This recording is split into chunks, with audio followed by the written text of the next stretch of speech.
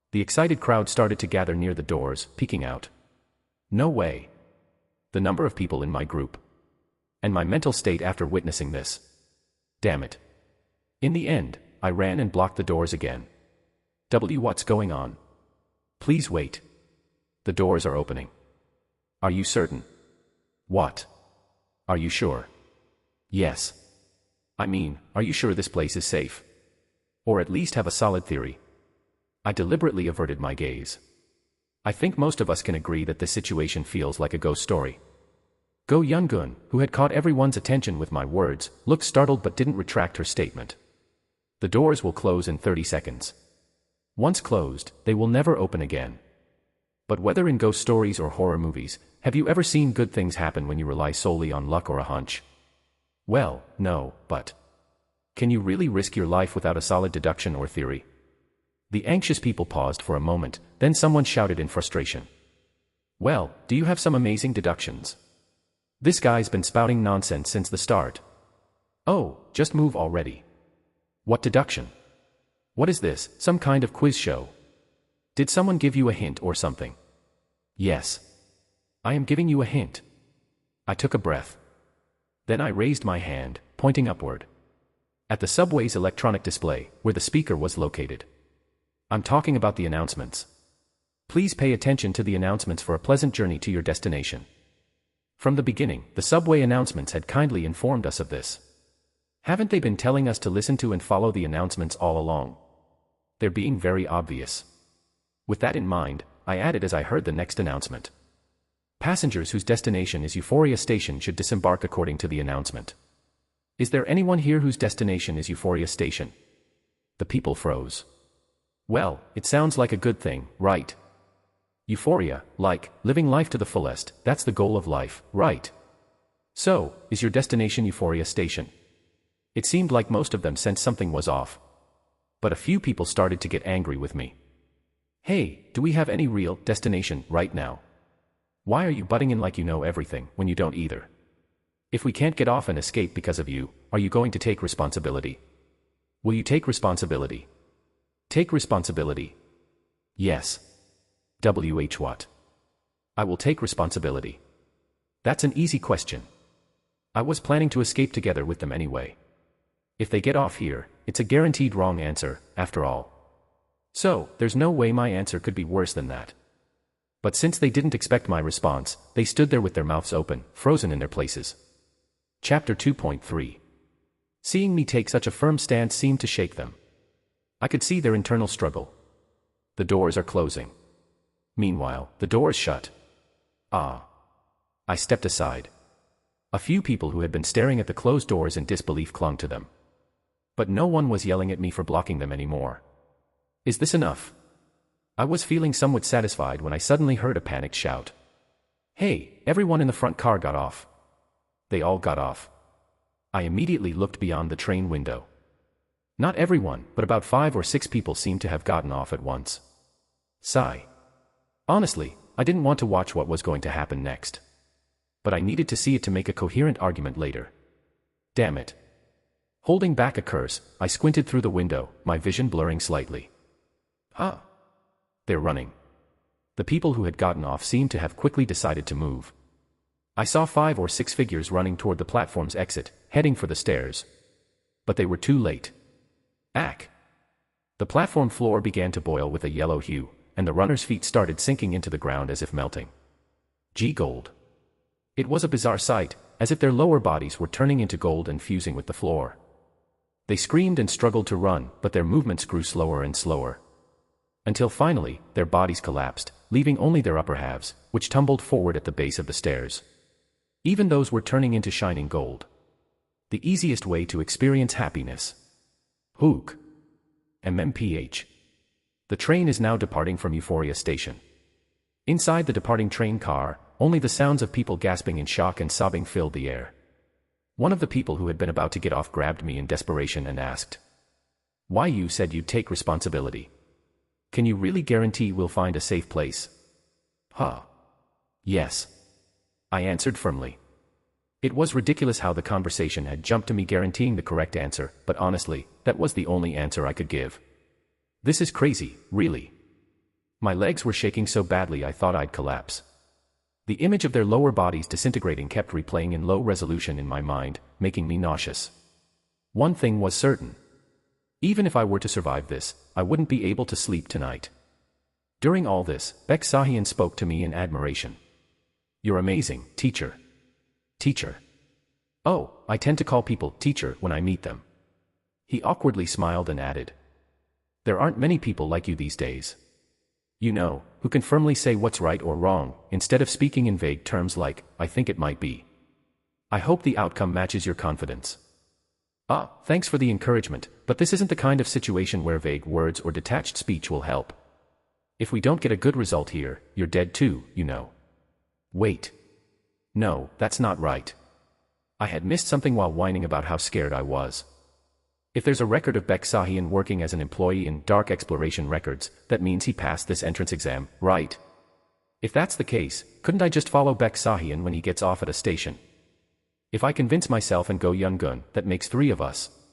When someone actively supports getting off, there's a higher chance others will follow as well. Is it really this simple? Beksahian. Yes. Is there a particular station you want to get off at? I mean, is there a word or name that, when it appears, makes you think, I should get off here? Suddenly. I'd like to hear everyone's thoughts.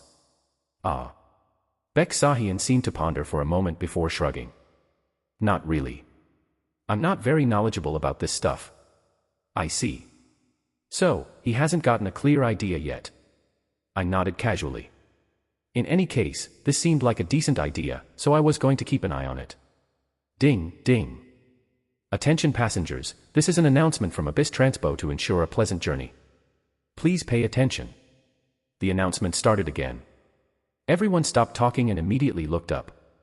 The train is about to pass through a curved section, which may cause noise and shaking. Please be seated to prevent accidents. Fucking hell. Everyone, let's sit down. Without any objections, everyone quickly took their seats. It was as if my earlier remarks about the announcements had sunk in. Even the person who had been adamant about getting off earlier sat down quietly and was one of the first to find a seat. But not everyone seemed to follow the same logic. Oh no. The people in the front car. Those people. The passengers in the front car were still standing, seemingly too caught up in a heated argument. Although I couldn't hear exactly what they were saying, their raised voices must have drowned out the announcement. It was clear just by looking at them. They were in complete panic after witnessing the unimaginable deaths of those who had gotten off earlier. Shouldn't we say something to them? Hey! Can you hear us? Sit down. The new hires closest to the front car shouted, but the people there barely acknowledged them. One person who happened to make eye contact with us even walked over. Sit down. No, don't come over here, just sit. It was too late. Entering the curved section. The lights went out. In the darkness, the train began to shake violently with a loud rumble. And amidst the rumbling, a sharp noise rang out. Screams. Ack, The sound of something wet bursting. Like squeezing a ripe grape too hard. Then, a dull thud. As if it were happening just on the other side of a door. The people in this car held their breath, trembling faintly, trying to stay silent. Then the lights came back on. Through the small window on the front door of the train, we could see into the front car. It was covered in blood and filth. It looked as if only living organisms had been thrown into a blender. There were no traces of people left. Everyone was dead. You may now stand up safely. Thank you for your cooperation. In stark contrast to the calm announcement, the train was filled with the sound of people panicking. Let me out. Let me out. Gasp, gasp, what the hell is this? What is this? Mom. Even in that state, the new hires tried to cover their mouths and listen closely to the announcement, desperately trying to stay quiet. After all, it had been proven to be their lifeline. Damn. While the situation was clearly favorable for my survival, the reality was so horrific that cold sweat formed on my forehead. I wiped it away with my trembling hand and clenched my teeth. I mustn't look at the front car anymore. Just focus on convincing them. A few stops later, when the right station comes up, I'm sure people will get off together. Attention passengers, this is an announcement from Abyss Transpo to ensure a pleasant journey. Please pay attention. Another announcement. Again.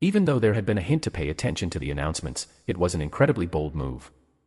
Well, it's hard to expect that kind of reasoning from someone who expects others to take responsibility for their own survival. What? On top of that, Beksahian calmly continued his blunt remarks. It was as if he was certain no one would dare follow him off the train. And he was right. Everyone had already seen what happened when you got off at the wrong station. That guy. Go Yungun was so enraged that her face turned red, but for the first time, I felt a sense of clarity. It made sense. His nickname was Viper. The portrayal of Beksahian in Dark Exploration records, it now made sense that it came from a personality like this. I thought he might be okay since he was a new hire and hadn't yet been corrupted by society, but it seemed this was just his natural personality. The doors are closing. Meanwhile, Beksahian waved towards the train with a smug smile, clearly pleased with his successful escape. Even if it meant giving up someone's left eye. That guy. But, the thing is, it wasn't necessary. While everyone was focused on Beksahian, I quietly reached my hand up to the luggage compartment. I definitely saw it earlier. And as I reached deeper, I grabbed something hidden in a blind spot, like magic. I pulled it down to check. Inside a strange, portable lens case was an eyeball. And a label. Type A/female/27/R. This was another lost item candidate. A lost item isn't something you lose yourself, it's something someone else loses, right? In fact, this announcement was more of a treasure hunt, where you had to disembark with the lost item that perfectly matched the description from among a few candidates in the luggage compartment. There were even cases where people had randomly handed over what they had and managed to escape. So now Beksahian is part of that statistic. But what if he found out he didn't actually have to sacrifice that guy's left eye? The screen door had already closed. As the train was about to depart, I briefly made eye contact with Beksahian, who was turning toward the platform. I raised the lens case with the eyeball in it, making sure he could see it clearly through the window. I had covered the label, so only one thing would be visible. The eyeball. Through the glass door, Beksahian's expression changed as he realized what it was. But by then, it was too late. The train is now departing from Anger Station. The train began to move. I looked back at the new hire Beksahian had attacked. Judging by the wound on his left eye, Beksahian had tried to eliminate another, correct lost item, besides his own. He must have thought only one lost item would be acknowledged. I couldn't blame him for trying to survive by escaping on his own, but he had crossed a line. I turned my head back toward the door.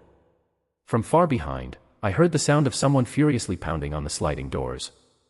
And faintly, in the distance of the departing platform, I thought I could hear the agonized screams of someone enduring a strange kind of pain. The lost item has been successfully handed over to the station staff. Translator's note: I won't cut the chapters if the original's not super long. Chapter 4. One person had escaped the ghost story. But, they did so with an eye gouged out. Hugh. Did you hear that? However, unlike the previous times, the passengers didn't show much pity, even though they were terrified and disgusted. Is this the result of violence without persuasion? The train became briefly chaotic as people checked on the condition of the person attacked by Beksahian.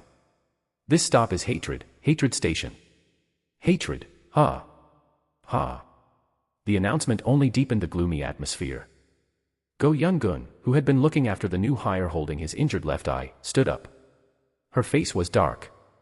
I'm almost certain his cornea is damaged. It's worrying. Are you in the medical field by chance? No.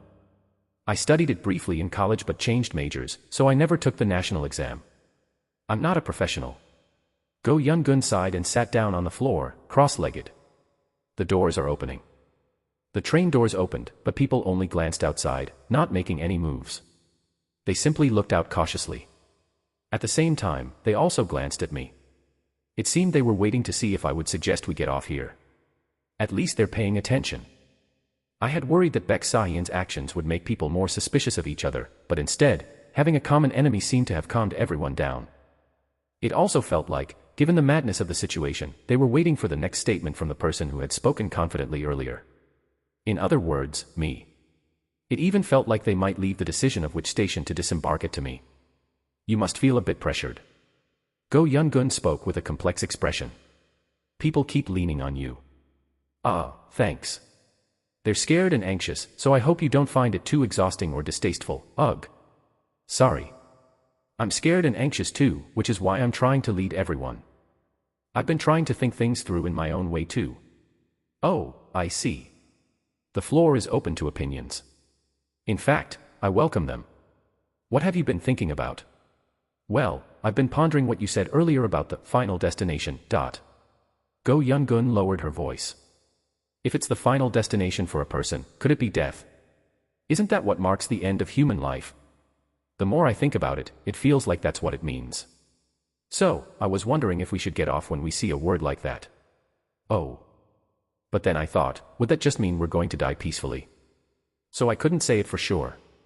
No, that's a very convincing thought. Is it really? Yes. However, I trailed off, and before I knew it, I smiled slightly. It was because I had just seen the name of the next station on the display. What does the term destination really mean? What? If you look it up in the dictionary, a destination is defined as the place or goal someone is trying to reach. And the theme of this train is very straightforward. Sit down. Find the lost item. The instructions are given clearly and without twists, and if you follow them, you stay safe. Even those who got off at the wrong station died in a very straightforward manner. So, I'm approaching the term destination in the same way. I believe that the destination mentioned by this train refers to a place or goal that we, in our current state, haven't yet achieved or reached. If you think about it that way, the criteria for choosing the right station become very simple. Something I don't have. If we apply this logic, we can reinterpret the previous escape cases as well. 1. Stations named after colors like red, yellow, blue. 2-person escape success, attempt, blue station. 2. Stations named after body parts like left arm, cornea, heart. No recorded escape success, attempt, cochlea station. 3. Stations named after serial killers like 12-person escape success, attempt, station.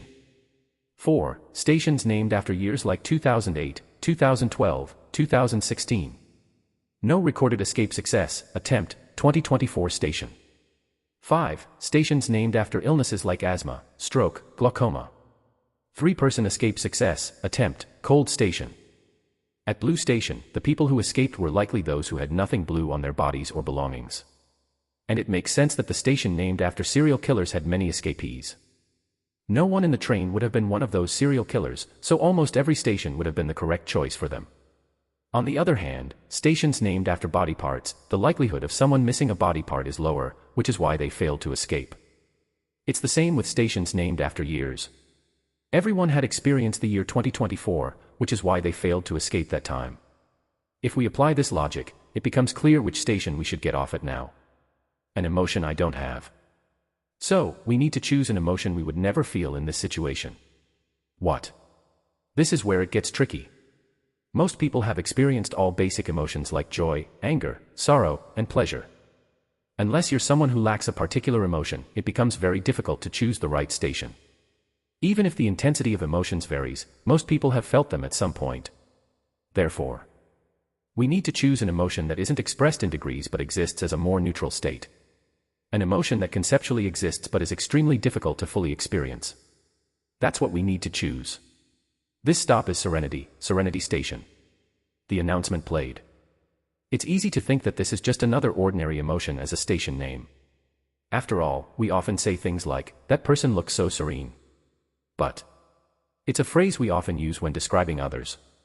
It's rare for someone to describe themselves as serene. And it makes sense. The dictionary definition of serenity is to be without any worries or concerns. But can a person truly be serene, without any worries or anxieties?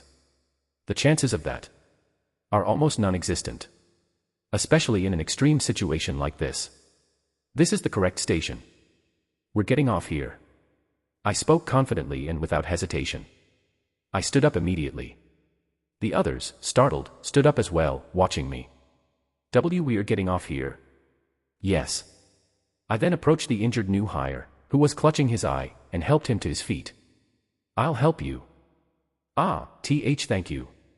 As I led the injured person toward the door, the others instinctively followed. No one could back out now. We're all getting off together. Good. If we all escape together like this. The doors are opening. But outside the open door, there was a sea of blood. No way, this is over the line, I mean, what the hell? Dear fuck almighty. Save me. Kim Solium SSI. I almost hid behind Go Yun-gun. But my last shred of dignity as an adult stopped me. Instead, I awkwardly turned my head and looked at the others. Are you sure this is the right station? Yes. It definitely is. But I couldn't think of any fancy words to convince them to get off. Actually, I didn't want to get off myself. I wish someone would convince me that we didn't have to get off. Please, someone. Excuse me. I still think we should get off. Huh? Go Yun-gun. You're the only one who's been certain of your decisions. Everyone else is scared, but you've stayed calm this whole time. Me. That guy earlier tried to get off on his own, causing all that chaos. At least I'd rather listen to someone kind. I'm getting off. And with that, Go Yun-gun bravely stepped out of the train first. On the rusted platform, the eerie lights flickered, and liquid dripped from the exposed pipes above. Blood dripped onto Go Yun-gun's shoulder. Ha, ha. Kim Solium SSI. Don't worry about me. I believe in you too. Let's go. The injured person I was helping urged me forward. Maybe they thought I was hesitating out of concern for them. Honestly, I was starting to get confused myself about whether I was grateful or resentful. In any case, I naturally followed Go Yun-gun off the train. The others, still hesitating, eventually followed as well. At least I wasn't the last one off, which was a relief. It's easy to overlook, but being the last one is the scariest position. Ha. At this point, I just want to abandon myself. Should we head up the stairs? Yes. Even in this situation, Go Yun-gun yelled toward the other train cars. Hey. Get off. This is the right station. I wasn't sure how effective it would be. Some might have been too wary to get off, but still, if even one more person gets off because of that, we're saving them. I have to admire her. No, I'm really trying to focus all my attention on admiring her right now. Helping the injured person was definitely a good decision. Whenever my focus started to waver, I instinctively stopped myself from panicking. I recommend it to all cowards. Though, I doubt many cowards would ever be in such a ridiculous situation. Ugh. Let's keep walking. I tried my best to avoid looking at my surroundings as I walked with the group. I saw the stairs ahead. Talisman-like symbols are plastered all over them. Realizing that even the stairs looked far from normal sent chills down my spine, but I'll just focus on the feeling of going up. One step. Another step. I walked quietly. Soon, I felt my vision blur slightly, and then congratulations, new employees.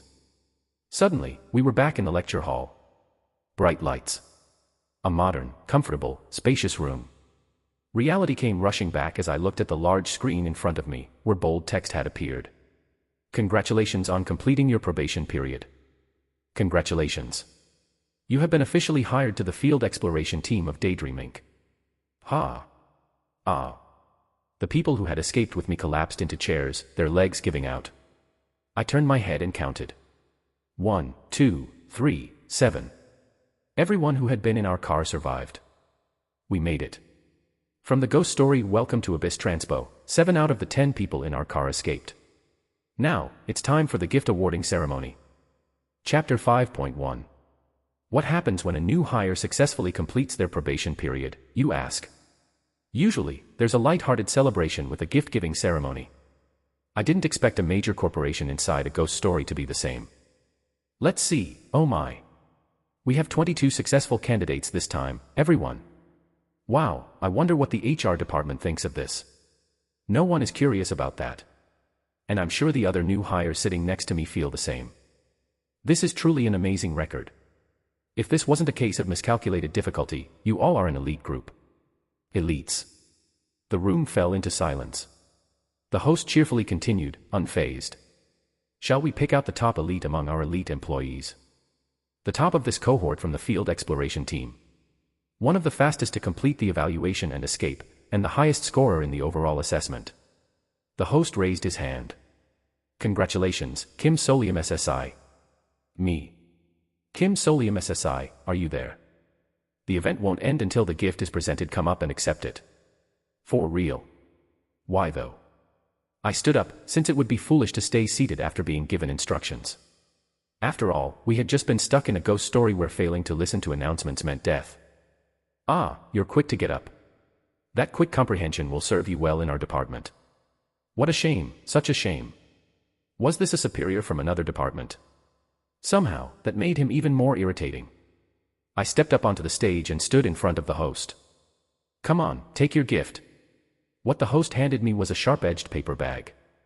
Inside the silver shopping bag, stamped with the Daydream Incorporated logo, I could glimpse a plaque, presumably an official certificate, along with some other items. Don't feel too bad that there's nothing extra special for being the top scorer. I wasn't happy at all.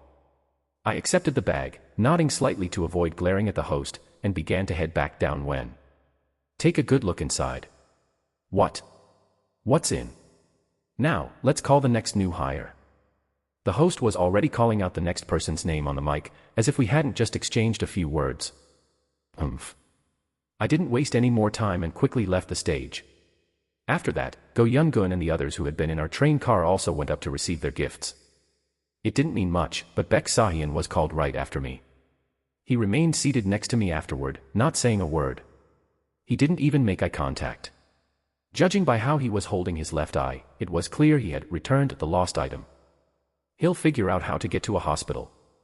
Next up, Kim Jaewon SSI. As more names were called, some of the people receiving their gifts looked strangely disheveled, with odd gaits or unfocused eyes. Maybe they were stuck in the ghost story for too long. Even though we all seemed to regain consciousness at the same time in the lecture hall, there had clearly been a time difference between our escape from Ghost Story and now. The thought of how long some others might still be trapped made a chill run down my spine. At least I made it out, which is more than can be said for the other 78 people. Did everyone receive their gifts? Finally, the gift awarding ceremony ended. There was no audible response, but a strange tension and sense of expectation hung over the room. Perhaps we might finally be allowed to leave. To be honest, even I was hoping for that. It seemed like things should be wrapping up soon. But, however, this company doesn't hire all of the candidates who pass the probation period. Sometimes, there are people who make it through purely by luck. No way. But Daydream Incorporated is a company that never forgets the social value of fairness. Such probationary employees are penalized heavily in the final evaluation. The host didn't do anything overt. No dramatic snap of the fingers, no ominous glance, not even the lights in the hall dimmed.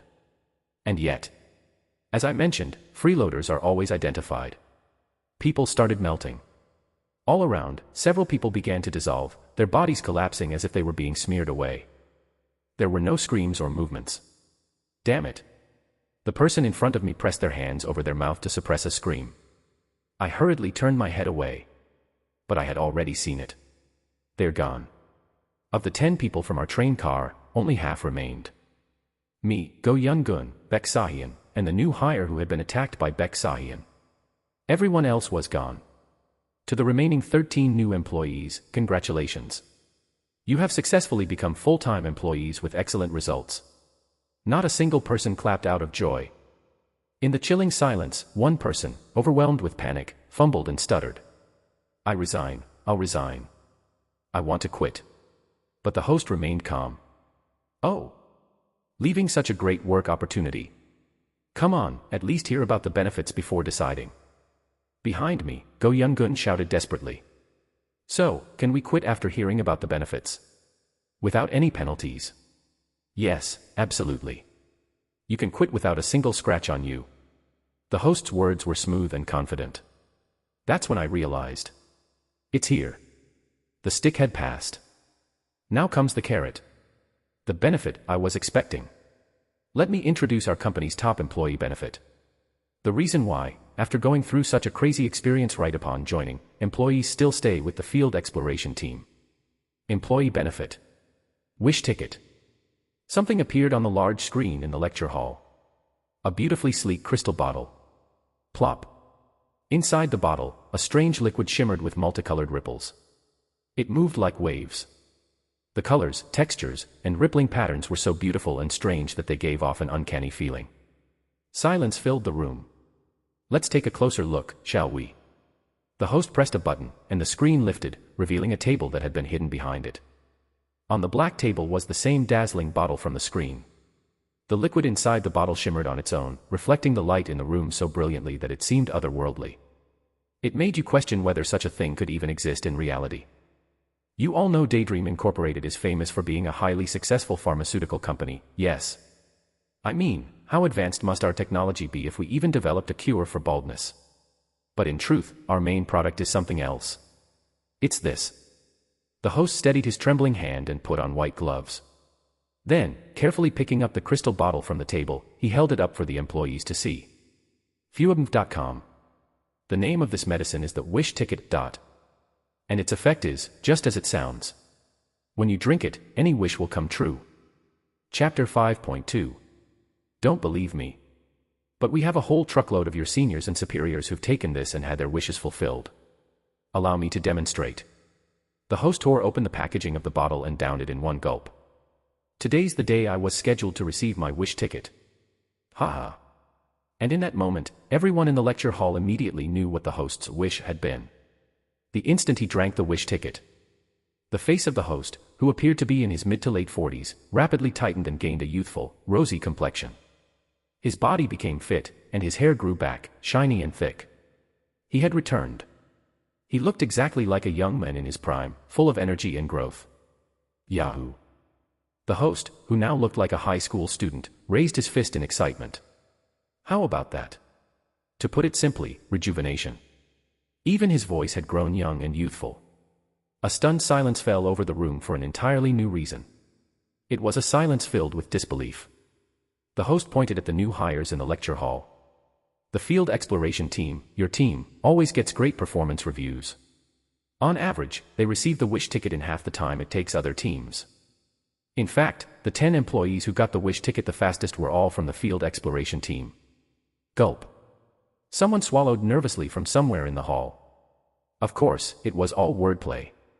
In reality, it was no different from hazard pay. Before those 10, dozens, maybe hundreds of people must have died. So, it was more like bait, a shiny, but deceptive promise. But still, there are people who've taken it. It wasn't a scam. Now, let's take some questions. Oh, you there. One of the new hires quietly raised a hand and asked in a rough voice. Can it bring the dead back to life? It was a tall man with brown hair. Ah. You always hear that question in these kinds of stories, don't you? The one thing that can't be wished for. But. The host raised his hand dramatically. The wish ticket will grant any wish the drinker desires. Of course, as long as you use it correctly. For detailed instructions, please refer to the employee portal. The questioner fell silent again, but the unease among the new hires grew even stronger. The host didn't miss the moment. For other benefits, please check the screen or the pamphlet included in your gift bag. So, shall we make a decision? With a swift motion, the back doors of the lecture hall swung open. Fruabnovel.com. If you want to resign, please go to the desk outside and collect your paperwork. But if you've decided to stay with the company. The host gestured. Put on the mask that's inside your gift bag. A mask. Oh. So, this is when they hand those out. You know how customization is all the rage these days, right? The mask is designed to express your unique personality. Well, this one doesn't have any special functions, though. That's all there is to it. I clutched my smartphone. There were too many eyes watching to check properly, but if I could access the page of Dark Exploration records reconstructed by the Memorial Pop Socket, it would probably show something like this. Dark Exploration Records /Daydream Inc. /Departments. Miscellaneous. Employees in the field exploration team wear masks while on field duty, which are distributed after the new hire orientation. According to Employee D, the design of the mask is determined by the year of hire. For example, agents with ant masks and agents with mantis masks are likely to have joined in the same year. In short, it's a symbol of the Daydream Incorporated Field Exploration Team. I can't believe the day has come for me to receive this. It felt strange in many ways. Of course, 90% of me wanted to run out of here and throw the mask aside, screaming that I was quitting. Please, just let me go. But, even if I quit, this whole universe is a mess. The dark paranormal phenomena are already scattered everywhere. It's far too easy to end up as a background extra in a ghost story and have your life end in a rare and horrific way. Ha! It might be safer to work as an employee, collecting my paycheck, company gear, an ultimate reward while aiming for a department transfer. My survival chances might improve that way. Besides, if I want to return to my original world, that wish ticket seems to be my best bet. Anyway, there's no way a coward like me will survive long in this universe. Escaping this world entirely is the only real option. So logically, as painful as it is, if I choose the most reasonable answer, I have to join. As much as it kills me to admit it, there's no other choice. Damn. In the end, I swallowed my tears and opened the envelope. I reached in to pull out the mask. Something else came out with it. If needed. 010-0153-24865. A business card. The space where a name and title should be had been whited out, replaced with scribbled text. Did the host put this in here? I looked around, but no one else seemed to have a business card stuck to their mask. I'll deal with it later. I slipped the card back into the envelope and pulled out only the mask. It was smooth to the touch, covering only until my nose, a basic mask in shape.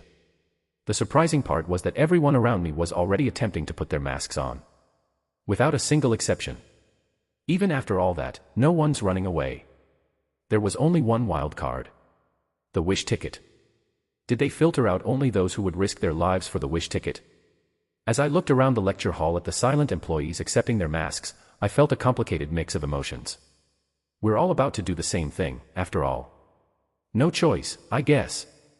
I brought the mask to my face. As soon as I did, the shape of the mask began to change. I could feel it stretching and becoming more uneven across my cheeks and forehead. I reached up and touched it. A mask with antler-like horns and a bizarre wood grain pattern had formed. Wait, antlers. Reindeer. Deer. It looked too strange to just be a deer. Reluctantly, I turned to look around. Go Yun-gun, who was wearing a sheep mask, made awkward eye contact with me. Around us, other new hires, wearing masks resembling animals like elephants and goats, sat stiffly in their suits. They looked just as unsettling as you'd expect from employees working at a company that manages ghost stories. Once again, congratulations on joining the company. Clap, clap, clap. The slide on the PPT changed, playing a recording of applause. Employment confirmed. So, it's come to this. Just as I was starting to feel overwhelmed thinking about my future with the company. Flutter. The notepad suddenly reappeared in midair. The same notepad that had spit out the Memorial Pop Socket merch earlier. Dark Exploration Records Real Merch Box. New merch unlocked. Chapter 6.1. New merch. And if it's saying it's unlocked, that means I can use another one of the merch I bought. Based on what criteria, though?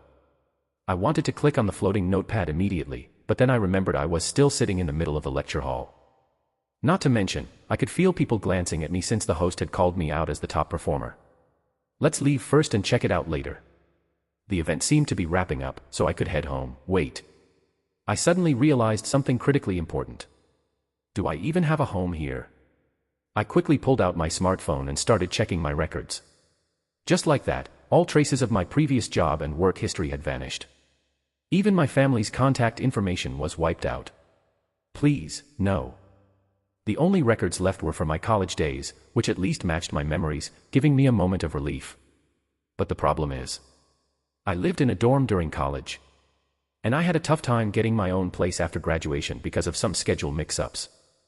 As expected, the most recent record I could find was a text conversation about going to see rental apartments and a chat with a friend complaining about staying in a motel because his studio lease fell through. I raised my head and glanced at the screen still floating in the lecture hall. Or rather, I focused on one word at the bottom of the screen. Employee benefit, miscellaneous. Company housing. Benefit, I might as well take full advantage, right? Asterisk asterisk asterisk. The company housing benefit was processed shockingly fast. Hello. Hello. In less than an hour after inquiring at the front desk, I was assigned a room number, given a key, and even an address. The location wasn't bad, either. Of course, it wasn't out of the goodness of their hearts to make things convenient for employees. If they want to exploit me around the clock, it makes sense to keep the wage slaves nearby. Still, the building looked like a decent officetel. It was clean, recently remodeled, and had solid security. Considering company housing is usually a perk for working in remote areas, this was absurdly generous. This company just made me go through a death survival game, so sure, why not move in? But this cynical thought became reality soon enough. When I bumped into Go Young-gun outside the office, she told me, "Did you hear? 7 of us got company housing. That's over half of us." It seemed like Go Young-gun had also come here to move in. They gave me a sheepish look, noticing my stare. It's a bit scary, but since we're already hired, turning down a free place near the subway would be hard to justify. Right. Exactly. In capitalism, money is the scariest thing. Saving 1.2 million won a month. Anyone would move in, pretending to be crazy. Approximate $900. Of course, there was a more crucial reason behind this. It seems like those who came from outside the city got notified about the housing and signed up as soon as they were hired. That makes sense. Now I understand. The new hires had already celebrated and accepted the housing, making it hard for them to back out. I had wondered how they arranged my room so quickly, but now it made sense. The room I'm getting must have belonged to one of the new hires who didn't survive the death game. The thought sent a chill down my spine, making me feel a little ashamed. Anyway, after exchanging a few more words with Go Young-gun, I headed up to the 12th floor, where my room was located. So far, so good. The problem? The office unit had 2 rooms. Fruboval.cm. And my roommate was Baek Sahyun. Baek Sahyun was sitting in the living room. He had a medical eye patch over one eye, suggesting he'd received some sort of treatment, probably from the company, not a hospital, considering the timing. I quietly nodded to acknowledge him and started heading to my room when... Hey. What? Hey. I stopped in my tracks. Baek Sahyun flinched when I responded, but, fueled by anger, he glared at me and spoke. "You must have enjoyed watching while I had to gouge out a perfectly good eye because of that damn lost item, huh?" It seemed he thought I'd known about the lost item and just stood by to watch him get his eye taken out. He's the one who ran off on his own, and now he's blaming me. He was perfectly fine punching someone else's eye out, but when it came to his own, I was supposed to help him. What a creative way to twist the situation. But at that moment, I realized something. If I responded apologetically, saying, "Well, you suddenly ran out, so," or, "Why are you speaking informally all of a sudden, teacher," it would only make him feel more justified and lead to more nonsense. There's a term I learned from dealing with difficult clients for people like Baek Sahyun. We call them creationist complainers. They make up situations in their head and stubbornly cling to them. With people like this, explanations don't work. It's better to just... Oh, I found it pretty amusing. Going on the offensive is the best strategy here. I walked right up to Baek Sahyun and gripped his shoulder firmly. "Thanks for that. I had a great time. Is this what they call a dopamine rush? WH. Make sure to share more good news with me. Actually, I hope we work together. Work's going to be a blast. That should do it." Now, he probably thinks I'm crazy. Given his behavior so far and his performance in Dark Exploration Records. Baek Sahyun seems like the type who, if he realized the other person was scared, would push them into a corner even more. In that case, it's better to plant the impression of, "I should stay away from this guy." Consider it a bit of bluffing, too. I patted Baek Sahyun's shoulder a couple of times, then stood up and walked toward my room without looking back. As long as he doesn't stab me in my sleep, I'll be fine. Of course, I was bluffing a bit just now. The likelihood of working together with someone from the same squad is extremely low. What company forms squads of only new hires? They split us up and assign us to different squads. It's like a balancing act, similar to that famous ninja manga, assigning people based on their skills. And besides, I was called first, and Baek Sahyun was called second. So, he probably did well in the evaluations too, which makes it even less likely we'll end up on the same squad. We won't be working together for a while. Let's just act like we don't exist to each other. Clack. I entered my assigned room with a sense of relief. Phew. The clean room had fresh bedding, a desk, and even a private bathroom. There was a guidebook hanging on the door. If I apply, they'll change my bedding and clean the room every week for just 100,000 won a month. This company's over-the-top benefits seem designed to dazzle the new hires, making them forget all about the death game they just went through. A lot of new hires will likely be confused by the sudden shift to this neat, friendly reality, as if the death survival ordeal had been a lie. Given what I know about this company's motivations, it's all too obvious what they're trying to do. Yeah, they're desperate to fill positions in the field exploration team. They want to make sure none of the new hires who've been deemed capable of doing the work decide to quit. Well, might as well take full advantage of what they're offering. I've already decided to stay, after all. Chapter 6.2. On the desk was a small welcome gift package, expensive snacks and company-branded office supplies. There was even a diary tucked away in a half-open drawer. Judging by the company logo on the cover, it was another standard-issue item. But it's from last year. Maybe it was left behind by the previous occupant of this housing unit. I opened the diary. On the first page, in huge letters, it said, "Run. Agu." I appreciated the wise words from my predecessor, but I was already too far gone. Not even scary at this point. Just another chapter in the horrors of corporate life, huh? My sense of camaraderie with the author of this note swelled.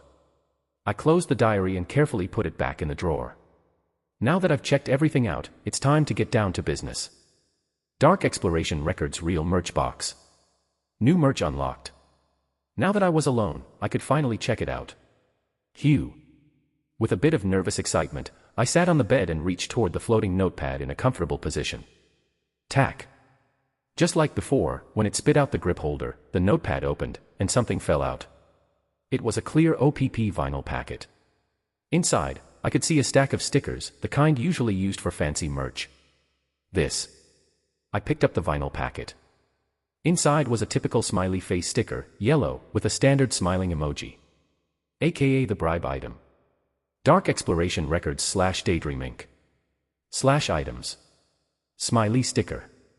A salesperson's best friend. When attached to a sentient being, it induces mild feelings of friendliness toward the user. Unlock requirement, must be a full-time employee or hire at Daydream Inc. P.S. Misusing the item for personal reasons, like flirting, will result in disciplinary action. Huh. Despite its cheap packaging and rough finish, this sticker was an iconic item used in several parts of Dark Exploration Records. It induces friendliness. That's basically a way to manipulate favorability. It was used to convince other departments for collaboration, wasn't it? And I immediately understood why it was unlocked now. Unlock requirement, must be a full-time employee or hire at Daydream Inc. So I unlocked this because I became a full-time employee. In the Dark Exploration Records, most items created by organizations or specific groups had usage restrictions tied to ranks or affiliations. From a world-building perspective, it was to prevent rampant misuse. And from the perspective of those who create the ghost stories, it was to stop eager newbies from barging into every narrative and recklessly using all sorts of tools like some Mary Sue causing trouble. Anyway, the fact that I now met those conditions means. Does this mean that every time I get promoted or change departments, this merch box will spit out new merch? It definitely seemed like it could be helpful for survival. But really, I'd prefer if they hadn't dragged me into this world in the first place. When I think about it, even this feels like a ghost story in itself. Ugh. I glanced up at the glowing notepad a few more times, feeling uneasy, before finally shifting my thoughts. Well, at least I got something useful. The smiley sticker. It would be a bit tricky since I'd have to stick it directly on someone, but having the ability to earn favor in an emergency is certainly a useful condition. However, there's a catch. This thing was discontinued after some drama. Apparently, the creators fought fiercely over the power of the sticker, arguing like it was life or death. The item ended up being discarded entirely from the narrative. I'm not sure when exactly it disappeared, but it's possible the set in my hand could be the last remaining one in this universe. I stared at the smiley sticker in its packaging.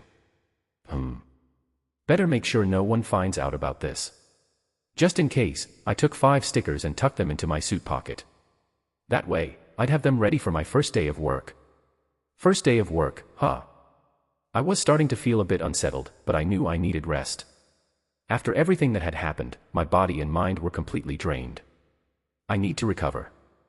I changed into the provided robe, locked the door, and got into bed. It was my first proper rest since being plunged into this ghost story. To be honest, I didn't sleep well. The sight of people being torn apart and the grotesque images of that subway station replayed in my mind, like my brain had turned into a surround sound home theater system. Still, after a couple of days, I was at least able to sleep through the nightmares. It was a small comfort. A few days passed like that. I checked my dwindling bank account balance and made sure to stretch it out as best as I could, buying clothes and daily necessities. Of course, I didn't forget the most important thing. I need to memorize everything. Through the memorial pop socket, I continued reading all the Dark Exploration Records wiki pages I had once glanced at, memorizing them until they could roll off my tongue. This was my lifeline now. And soon enough, Monday arrived. It was my first day at Daydream Inc. Monday morning. I made my way to Daydream Incorporated's headquarters with a less than pleasant expression.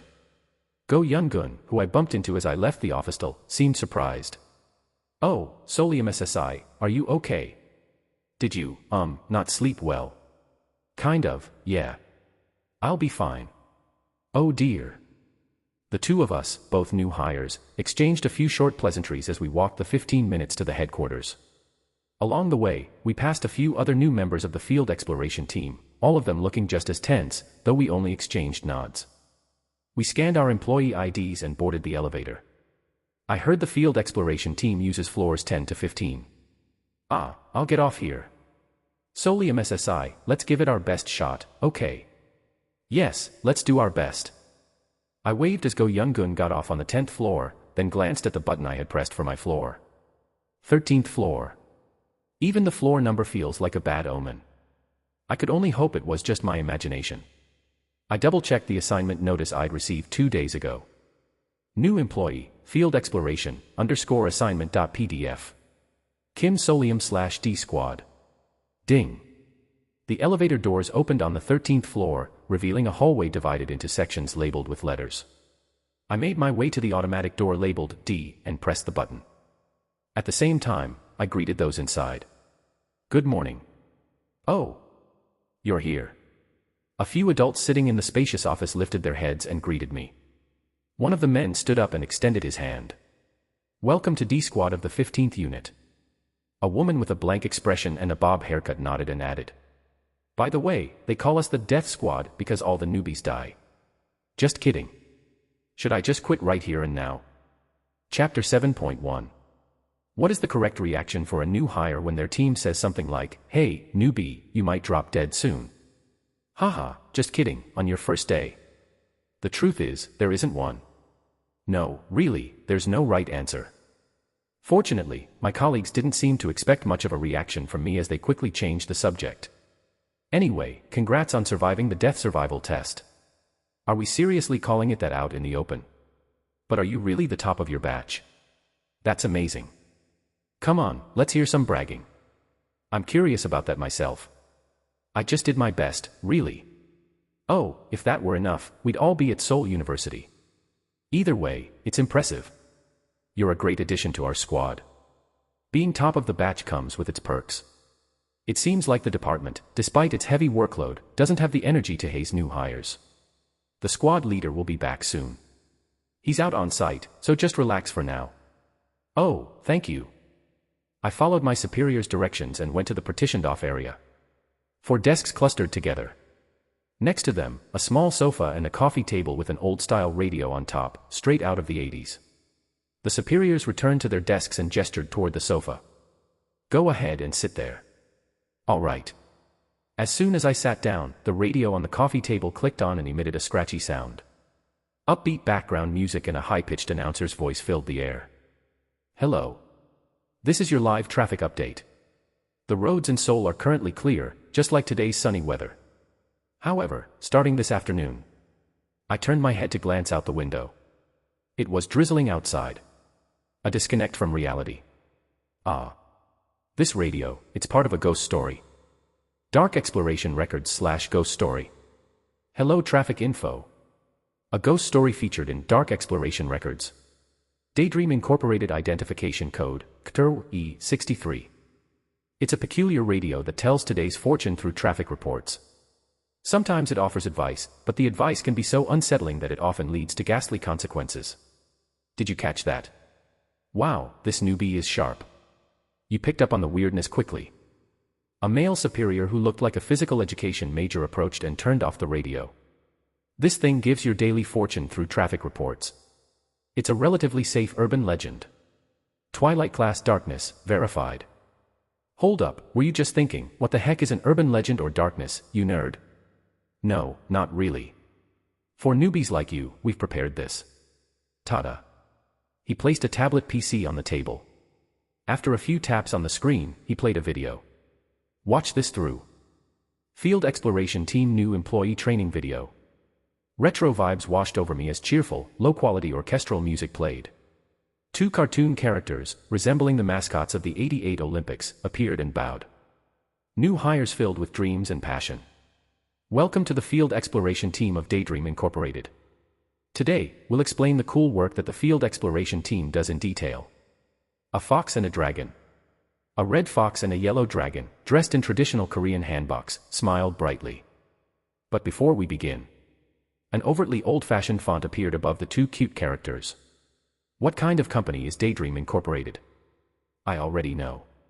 To the public, this company is a highly successful pharmaceutical company specializing in miracle hair loss treatments and skincare products.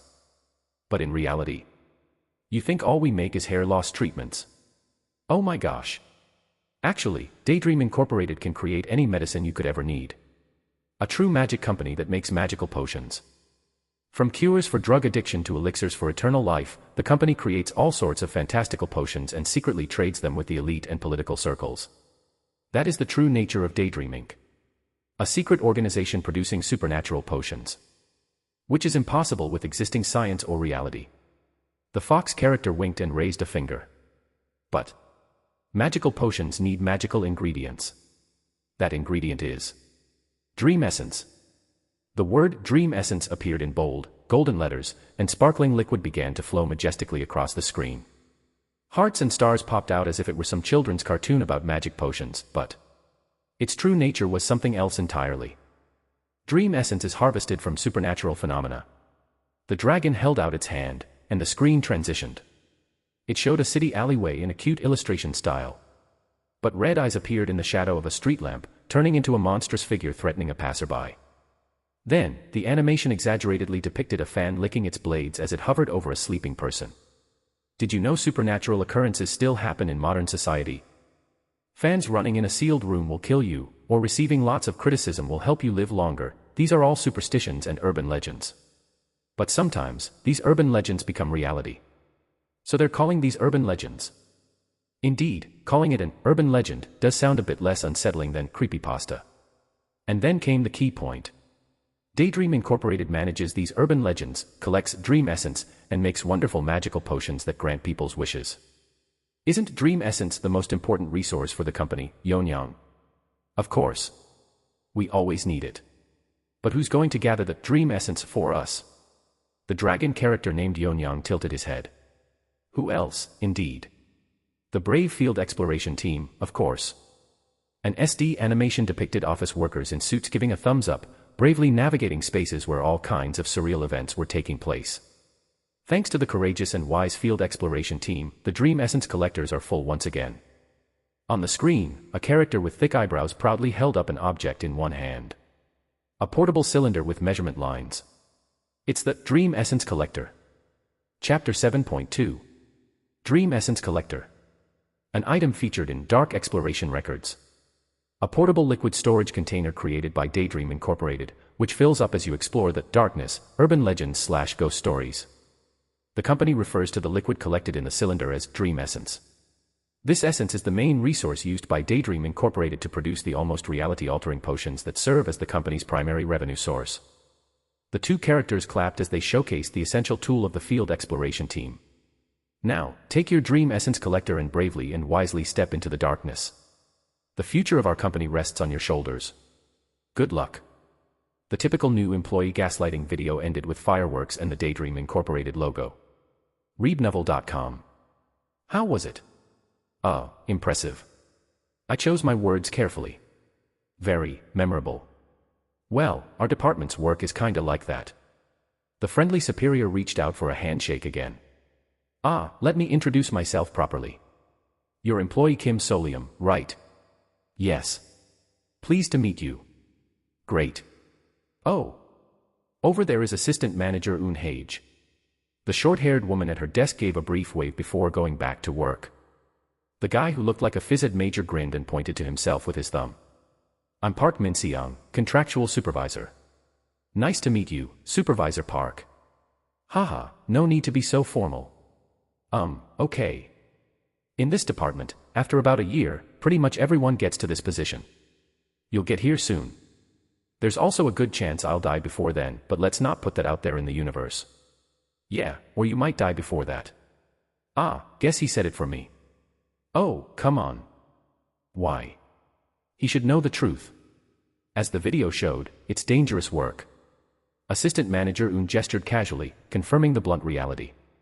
I see, to reach her level in this company, you'd need nerves of steel. Quitting is always a valid option. There are plenty of other jobs out there.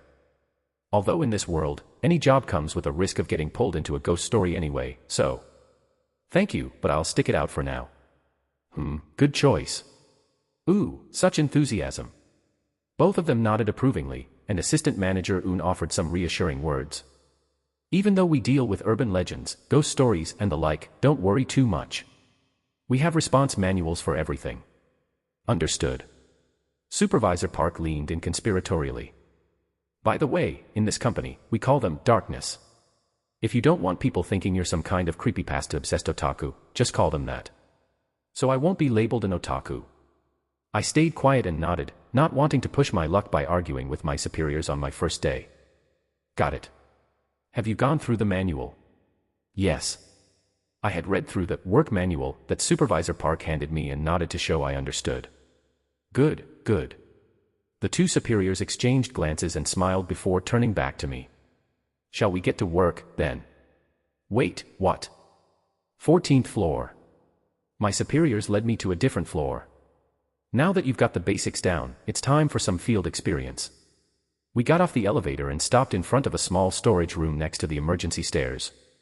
So, for this afternoon, you'll be doing just a light exploration of the darkness.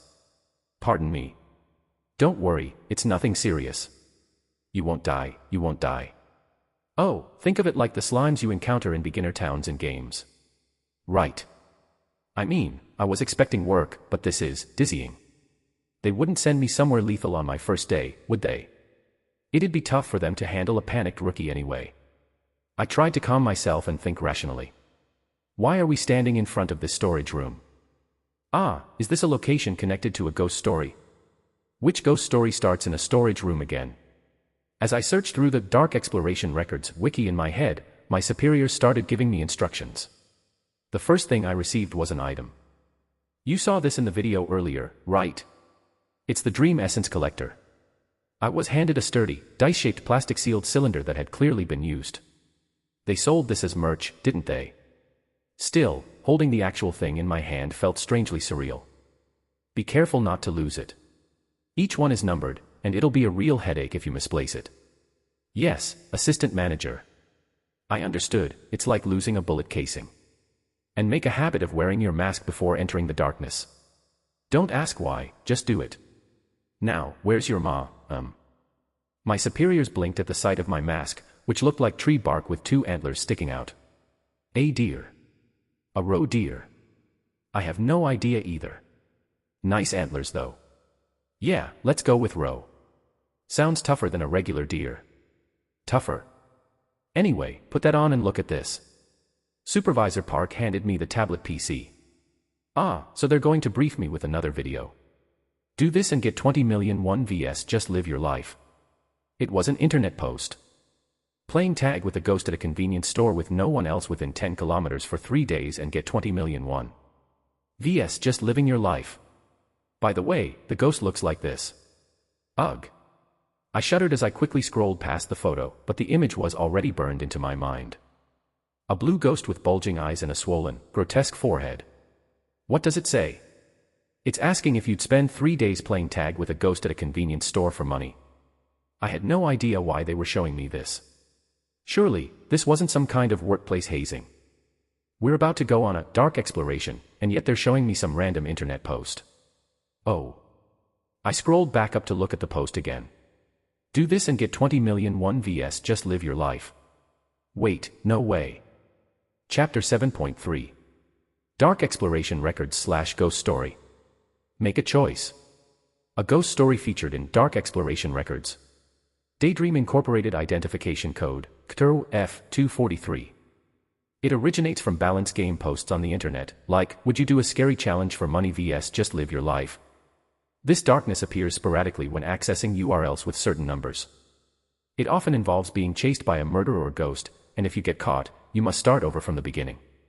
What a nightmare. As the world around me warped, I heard Supervisor Park's voice clearly. Just take it easy, all right? Heave-ho. Take it easy. I was about to protest. How could they send a new hire on their first solo assignment into a ghost story? But before I could scream, the world twisted, and I was thrown into the darkness. I staggered to my feet. It's really dark. The air was cold and damp. My visibility was incredibly poor. The only light came from the faint, flickering glow of the drinks fridge in the distance. Holding my breath, I cautiously moved toward the light. The dim outlines of the convenience store flickered in and out of sight as I approached, disappearing into the shadows again. Silence. Stillness. Each step echoed on the floor, sending shivers down my spine as cold sweat trickled down the back of my neck. There didn't seem to be anything around. At least, not yet. Whoo! I swallowed my sigh. I stopped walking just outside the fridge's dim glow, where the light couldn't reach me. Leaning into the cold, hazy light, I surveyed my surroundings. The convenience store was quite large, about the size of a franchise cafe. The shelves were neatly stocked with everyday necessities and food items, meticulously arranged with not a speck of dust. At least survival essentials aren't an issue. Right. This ghost story, this darkness, wasn't one that physically endangered you. It was designed to shock and scare you out of your wits. The safest course of action quickly became clear. Just grab some water and energy bars and hide until it's over. Yes. I knew my limits. There was no way I'd play tag with a ghost. I didn't even need the energy bars, really. Just grabbing something quiet to eat would be enough. Humans can survive a day or two without food. Better that than meeting a ghost. But I definitely need water. There was no other choice. I spotted some water bottles in the drinks fridge. It was easy to spot because of the light, and thankfully, it was in the far corner, where I could keep a close eye on my surroundings. I cautiously stepped forward, avoiding the light and moving toward the far end of the fridge. Phew! At the very last compartment, just as I had seen from afar, the top shelf was packed with water bottles, their labels blurred out. However, standing this close, I could see something else besides the water. That wiki page I saw earlier. I had scrolled past it so quickly, but the grotesque outline was unforgettable. A blue, bulbous face with bulging eyes. A ghost. Fuck. As soon as our eyes met, the ghost face twisted into a sinister grin, its eyes swelling grotesquely. Why the hell is this ghost's face in the fridge? I instinctively pulled back, turning to run. But at that moment, I realized. The ghost wasn't inside the fridge. It was reflected in the fridge's glass door. Phew, ugh. Thud. Something touched my back. A cold, hard, damp grip tightened around my neck. A drowning victim's hand. And then. Gotcha. Pitch black. Tag, you're it. Hup. I gasped and opened my eyes. Cold air. My vision was dim. The only light was the faint, flickering glow from the drink fridge in the distance. I had returned to the starting point. When you're caught by the ghost or killer in this darkness, you start all over again. This is insane. I had to endure this for 3 days. I'd rather die than keep going through this.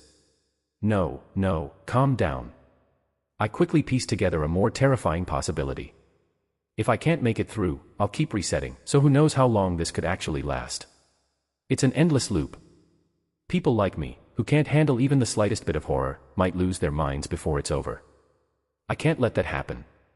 I needed to find another way. This time, I avoided the drink fridge and headed toward the counter. There were plenty of large objects and structures around the counter to hide behind, so I figured I could take cover there and buy some time to think. I'll crouch under the chair inside the counter area. But then I saw it. Between the legs of the chair and the counter. The silhouette of the ghost's lower half. Tap. Tap, tap. Tap, tap, tap, tap, tap. Pale, bare feet moved with an odd rhythm, their steps unnaturally spaced. The eerie, unsettling way it moved, so inhuman, sent shivers down my spine like an alarm. Holding my breath, I crouched under the counter. I stayed still for as long as I could, even after the ghost's bizarre footsteps faded, pushing my limits of endurance. There are too many cliches where the monster shows up just when you think you're safe. Finally, after what felt like an eternity, I slowly exhaled, straining to make no sound. This is driving me insane. Cold sweat dripped from my chin. I couldn't do anything. Even using my phone was out of the question, since the screen light would give me away immediately.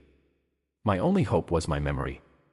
I've gone over the records of this ghost story many times. F-class ghost stories often involved multiple new hires in the exploration, so I'd studied them like exam questions. Of course, I never imagined I'd be thrown in alone from the start. Damn it. I racked my brain, sweating as I combed through the exploration records. Mountain lodge, basement, crosswalk, fast food restaurant, abandoned school. None of them matched. But there was one unusual case. I was sure of it. Dark exploration records / ghost story. / make a choice. Exploration record number 23, irregular. A night in an abandoned hospital, chased by a crazed doctor throughout the night, 12 hours. Note, exploration ended after 16 hours and 11 minutes. That's it. I began piecing together the relevant details, forcing my memory to reconstruct the scenario. Chapter 8.1. In Dark Exploration Records, the creepypastas share a common feature. The more popular a story becomes, the higher the likelihood of anomalies appearing in the records. It's because multiple creators are involved. When a creepypasta is first posted, it adheres strictly to its established rules. However, as the story gains popularity and more people start writing exploration records about it, what happens? As the numbers of records grow, exceptions begin to occur to break the monotony and repetition, within reason, of course. The example I desperately recalled was one such case. The exploration record of the J Squad from Daydream Incorporated's field exploration team, in which they had to endure 12 hours in an abandoned hospital at night. But note, exploration ended after 16 hours and 11 minutes. For some reason, the exploration here lasted 16 hours and 11 minutes, longer than the intended 12 hours. This was the temporal anomaly I was looking for. Still though, they ended up spending even more time there. Something must have gone wrong during the exploration, trapping them in the ghost story longer than the original 12-hour duration. So, I remember now. It was because they missed an important signal. It all came back to me.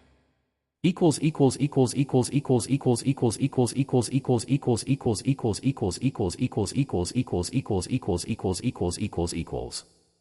.312, employee Lee Jajan accidentally disconnected the phone line at the counter. This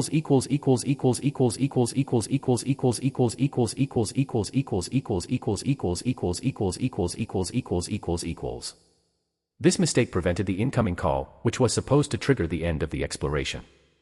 The call for the shift change. So the situation spiraled out of control, with the doctor who should have finished their night shift at the hospital continuing to work, creating chaos. .1212, 7:12 a.m. passed, but the sun did not rise.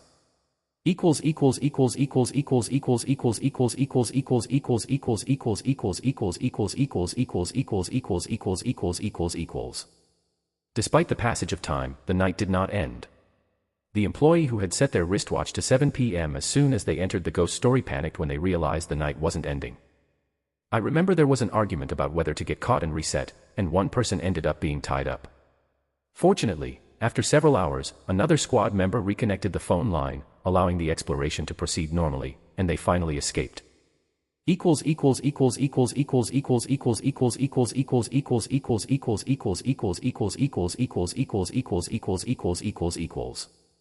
.1609, phone line restored.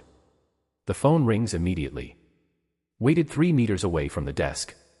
1611, the doctor answered the phone and disappeared. Successful escape attempt. A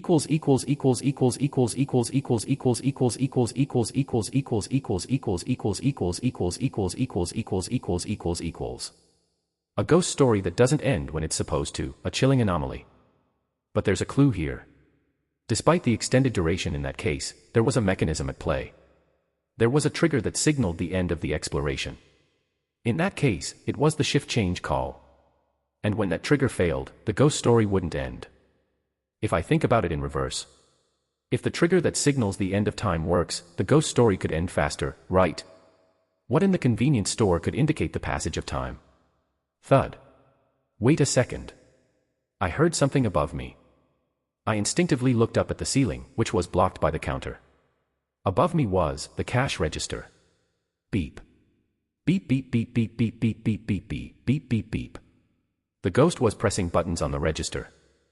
The odd rhythm echoed through the convenience store, accompanied by a distorted, recorded voice. Calling for assistance, calling for a stand seckling for a haha assistance seckling for assistance. Ah, I get it. The ghost knew I was hiding under the counter. It wasn't catching me just yet. It was toying with me. Even though I knew this, cold sweat trickled down my back, and I felt a growing sense of dread rather than anger. Wow, this situation is seriously driving me insane. I'm going crazy. I need to get out. I had to run. But my feet wouldn't move as easily as I wanted them to. I felt like one of those extras in a horror movie who freezes at the sight of a ghost and dies. No, I can't. Even if I ended up getting caught again, I couldn't let myself fall into this state of learned helplessness. I forced myself to crawl out from under the counter. The moment I did. Calling for assistance. The next thing I knew, a blue, bloated face was right in front of me, grinning widely as if its mouth would tear apart. Gotcha. Asterisk asterisk asterisk. Restart. I took a slow, deep breath. My heart was pounding so hard it made my head hurt, but I pushed through. Move on. My whole body felt numb. Endure.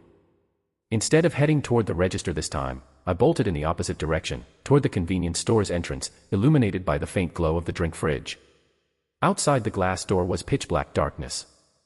Still, I strained to see something beyond, and as I peered closer, I noticed something attached to the side of the glass door. It was an electronic clock. 12:000404. April 4th, 12 o'clock. That must be the current set date in this ghost story.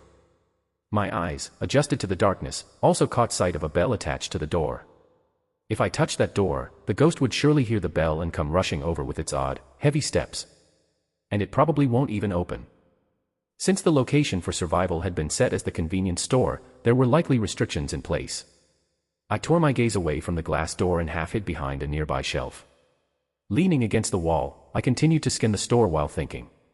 Cold sweat ran down my temples. I need to survive for 3 days. So what could trigger the completion of my time here? What typically happens after 3 days at a convenience store? Deliveries. I glanced at the boxes stacked near the door. Could I somehow check the delivery time for new goods and use that to signal the passing of time? No, that's too indirect. Such complicated and detailed conditions wouldn't work. The dark exploration records are internet-based ghost stories. And internet ghost stories are quite direct. The more intricate and fiddly the conditions, the less impact they have, making them less popular. I need something simpler, more obvious. So, in a convenience store, what could be the clearest sign of time passing? Of course. I turned to the shelf closest to the entrance. It wasn't the drink fridge, but a different refrigerated shelf emitting a cold breeze. Curiously, though, there were only a few items displayed there, some dairy drinks, coffee, and doshirak boxes and triangle kimbap. Quickly perishable food items. Expiration dates. Chapter 8.2. I hurried to the shelf, carefully picking up a doshirak and triangle kimbap to check their expiration dates. Most kimbap has a shelf life of 36 to 48 hours. The doshirak would likely be the same. But strangely, many of the doshirak and kimbap had expiration dates that were either more than 3 days away or were completely smudged and unreadable. I kept searching, patient and quiet, carefully turning the items over and checking both sides. And finally, found it. The current time in this ghost story is April 4th at 12 o'clock. I found an item with an expiration date of April 7th at 12 o'clock. Gravy burger steak doshirak. I grabbed the doshirak and headed for the cash register at the counter. Ugh. The image of the ghost madly pressing the buttons on the register flashed in my mind, but it was just a memory. The ghost hadn't appeared here yet. Stay calm. I navigated the register settings, selecting date and time adjustment, and there it was. I let out a quiet sigh of relief. The set time is exactly 2 days and 23 hours from the start time of April 4th, 12 o'clock. April 7th, 11:59 p.m. Please let this work. I pressed the change button and then confirmed. Time adjusted successfully. It worked. Thank goodness, it actually worked. Sometimes it doesn't let you change it, but thank heavens this time it did.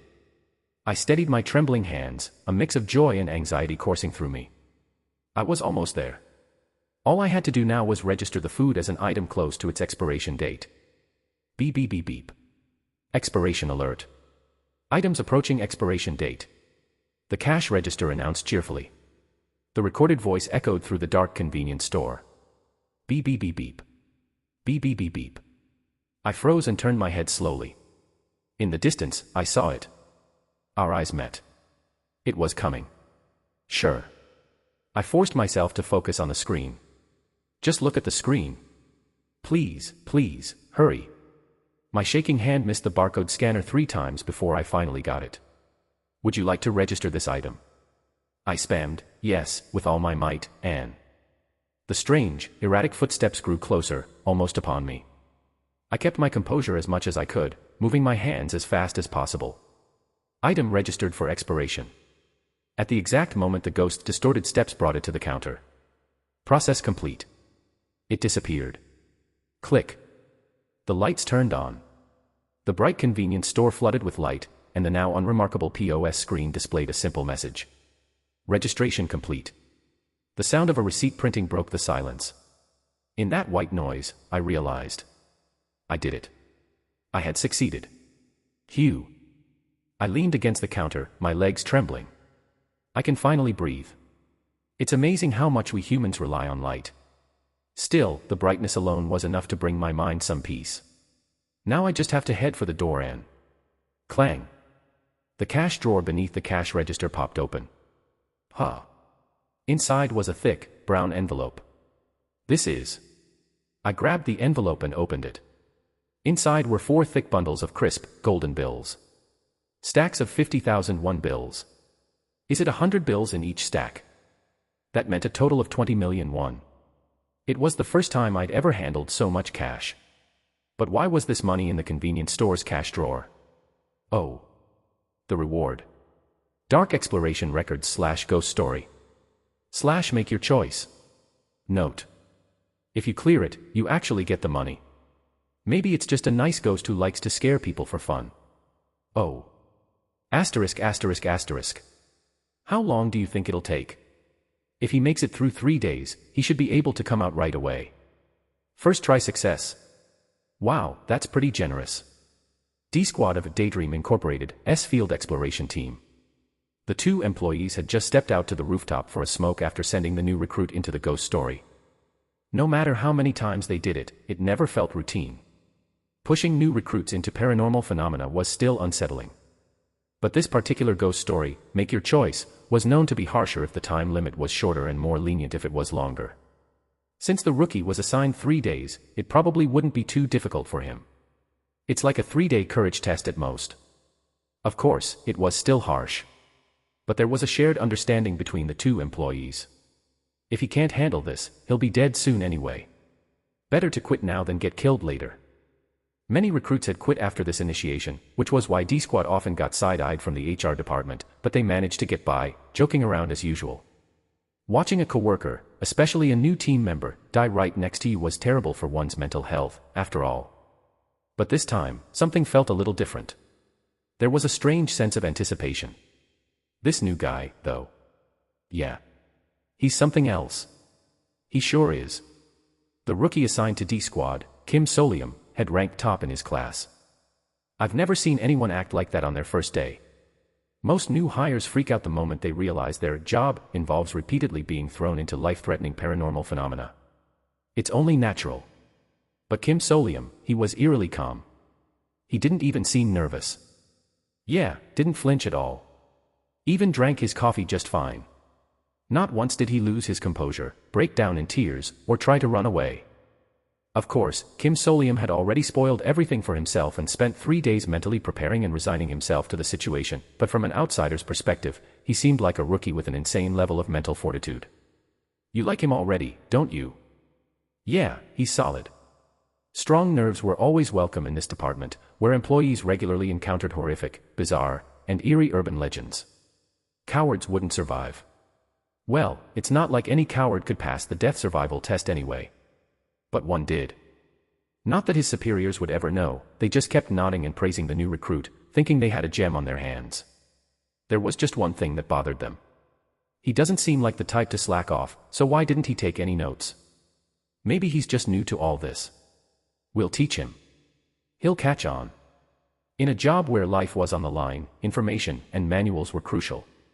The two nodded in agreement. He needs to write things down so he can review them later. That's how you learn. Exactly. It's not like he knew all this in advance. He knew it all in advance. Unaware, the two continued chatting, saying things typical of a team with a new recruit, before finally deciding to head back to the office. We still have to write the report. Ugh, those reports no one even reads. The rookie wouldn't be coming out for at least 3 days. Still, the ghost story had food and a place to sleep, so even if it took a while, he'd be fine. They nodded, picked up the tablet with the internet post that had sucked in the new recruit, and started heading back when... Tick. The tablet spat out a person. The new recruit, who was supposed to come out 3 days later. Kim Solium, the rookie, dusted off his perfectly intact suit and stood up as if nothing had happened. In his hand, he held something. A completely filled, dream essence collector. I filled it. Clear time, 1 hour and 24 minutes. The rookie, who had just achieved an unbelievable feat, looked at his stunned superiors with a calm, composed expression. I almost died of a heart attack.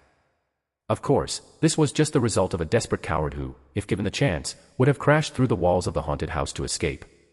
Chapter 9.1. A rainy Monday afternoon. The members of Field Exploration Team's D Squad were furiously writing up the situation report, finishing it with record speed, even submitting it under the squad leader's ID for approval. The reason? A rookie who cleared a time-limited ghost story way too fast. Wasn't the time limit supposed to be 3 days? It was. Sitting across from the rookie on the sofa, Assistant Manager Un and Supervisor Park laid out snacks they had scavenged from the break room. They exchanged glances and nodded. It was finally time to ask the question properly. So how did you get out so fast? Oh. The rookie seemed to hesitate for a moment before nodding as if he understood and calmly answered. I sped up the time. He's saying that as casually as if he's talking about what he had for lunch. Before they could even react, the rookie slowly explained the method he used. Since there was a time limit, I thought there must be an event that signals the passing of time. I focused on that. He explained how he used the expiration date to trigger a time alarm. The superiors, who had been listening in silence, thought to themselves. He's a genius. No way we're letting him quit. The rookie's instinct and logic were sharp enough to instantly grasp the essence of the ghost story. His abilities were perfect for the Field Exploration Team. They absolutely had to make sure he couldn't that he could soon adapt well. I'm not one to be saying this, but welcome to the squad, Ro Dearnim. You'll probably outrank me soon and get promoted to assistant manager. This kind of rookie doesn't come around often. When you succeed, don't forget us, and when you get that wish ticket, make sure to come brag about it. The rookie looked a bit flustered. No, actually. The rookie added, as if confessing something serious. I just wanted to get out quickly because I was scared. Since when could someone escape a scary urban legend by being scared? It felt like the kind of mind-altering thing you'd only see in an escape room. Is this humility, or... But the rookie remained firm. Freewebnovel.c Sigma. I'd appreciate a heads-up next time. I almost fainted from fear. You cleared it in an hour, and that's what you say. The rookie, now wearing a somewhat ambiguous expression, said. I really thought I was going to die. Lies. No one who genuinely feared for their life would attempt a speedrun, setting a record-breaking time like a veteran employee. That's something even the most seasoned workers wouldn't dare attempt. Still, they could understand his sense of betrayal. To be fair, it was harsh. Even if it was considered safe, being thrown into a paranormal phenomenon alone wasn't something to take lightly. And they knew exactly how to comfort someone in that situation. Workplace therapy. Assistant Manager Un sipped her coffee and asked. So, Ro, how much did you get? The money. How much did you make from clearing it? Oh, right. I got 10 million won. That's right. Clearing this F-class ghost story came with a cash prize. And the company manual clearly stated. When clearing a graded darkness, F-class, ghost story with a completed manual, 50% of any additional income generated will be awarded to the employee as a bonus. In other words, if you earn money in a ghost story using a fully documented manual, the company takes 50%. However, rookies assigned their first ghost story were exempt from this rule. Since they're placed in ghost stories proven safe through countless attempts, the company doesn't consider it hazardous enough to warrant hazard pay. The rookie had already read the manual, but then they're supposed to take it all, but just keep it for yourself. Pardon. Once you've been around long enough, you learn all the ways to bypass the system. Since he cleared it using a new method, they could claim it wasn't covered by the manual. There were plenty of loopholes. Getting a huge bonus on your first day of work would make everything seem better. Assistant manager Un and the supervisor Park shared a knowing smile, applying a time-honored trick they had both experienced firsthand. Come on, just keep it. We've got ways to handle this. Actually, it was 20 million won. Kim Solium broke into a cold sweat, as he'd been planning to pocket half of it himself. Suddenly, he found himself with an extra 10 million won that he couldn't explain, feeling both thrilled and a bit guilty. But he quickly got up to follow his superiors. Now that you've successfully completed the dark exploration, it's time to accumulate the most important thing. Accumulate what? Points. Supervisor Park replied with a grin. Employee welfare mall points. Who? It felt like pure bliss to be standing in the middle of a bustling city in broad daylight. Even though he knew I'd struggle to sleep with the lights on tonight, that worry was far away for now. Maybe having 20 million won in cash in your pocket gives you some inner peace. No matter how terrifying the ghost story was, this was still 21st century South Korea, a capitalist society. I finally sat down at my assigned desk, turned on my computer, and accessed the company intranet. Sitting under bright fluorescent lights in a spine-supporting office chair, the ghostly events I'd just experienced felt like a bizarre lie. On my desk, there were some surprisingly cute stationery items and a lizard plushie with big eyes. This desk seems used, doesn't it? I could only hope that the previous owner had left abruptly due to winning the lottery. Since the welfare mall was already bookmarked, I quickly accessed it. Daydream Incorporated Employee Welfare Mall. After entering my employee ID to register, I clicked on the Point Registration tab, just as my superiors had told me. Select the class grade of the ghost story you cleared, enter your name, and attach the PDF. I did exactly that. 5 minutes later.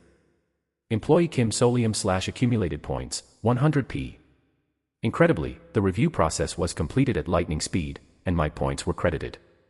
So clearing an F-class solo gives you 100 points. Well, despite the hellish experience, F-class was still F-class.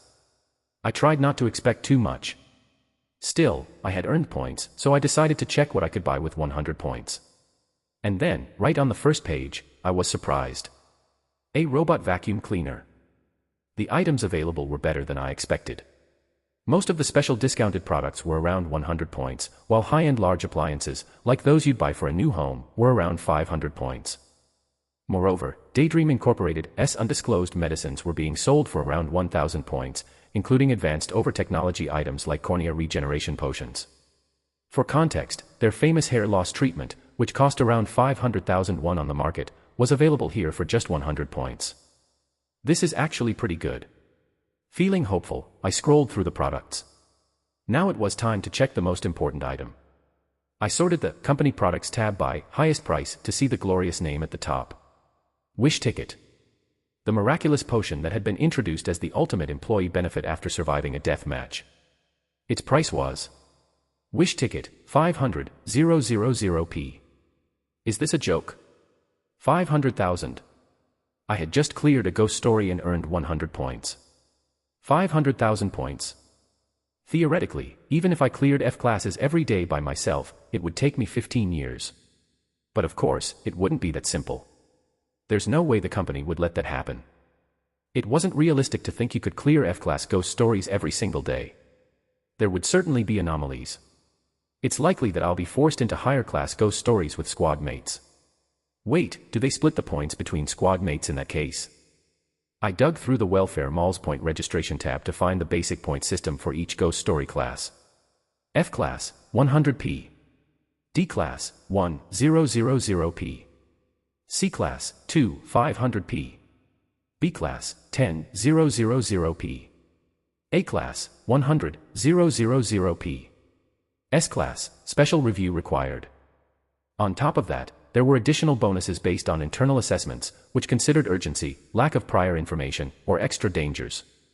So if 3 people are in a squad, and 3 people clear a ghost story together, You'd have to clear a B-class 150 times to earn enough points for the Wish ticket.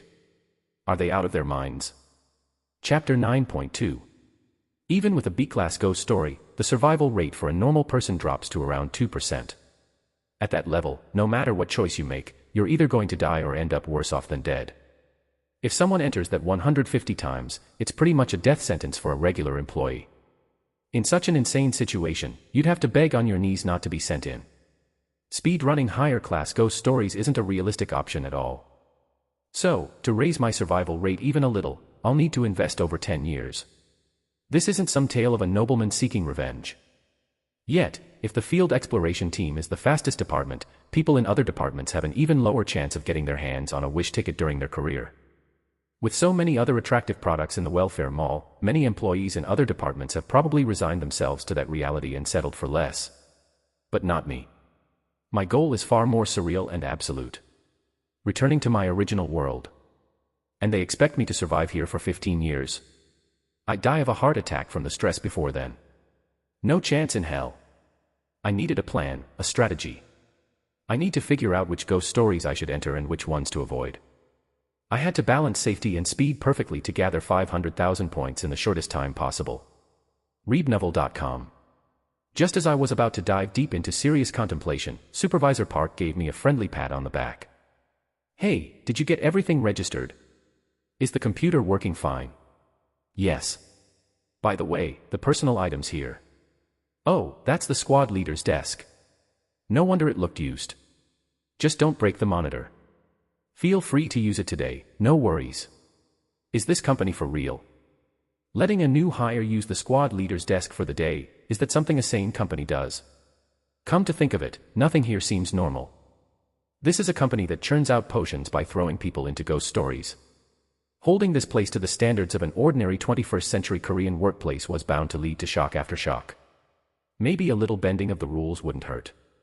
Hey, do you smoke, Ro? No, I'm good. I didn't follow my superiors for their smoke break. Instead, I stared down at the desk I was sitting at, took a deep breath, and flipped the keyboard over. As expected, there was a post-it note stuck underneath. Squad Leader Lee Jae-hyun /1051055301. ID, Yang 1111.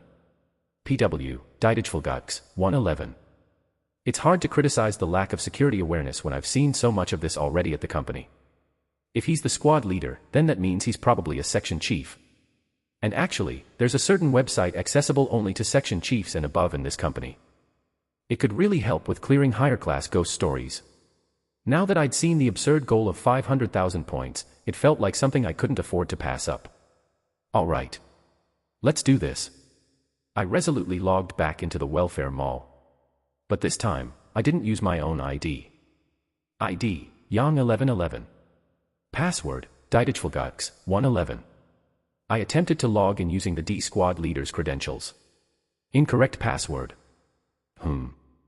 No problem. I expected this minor setback. Let's see.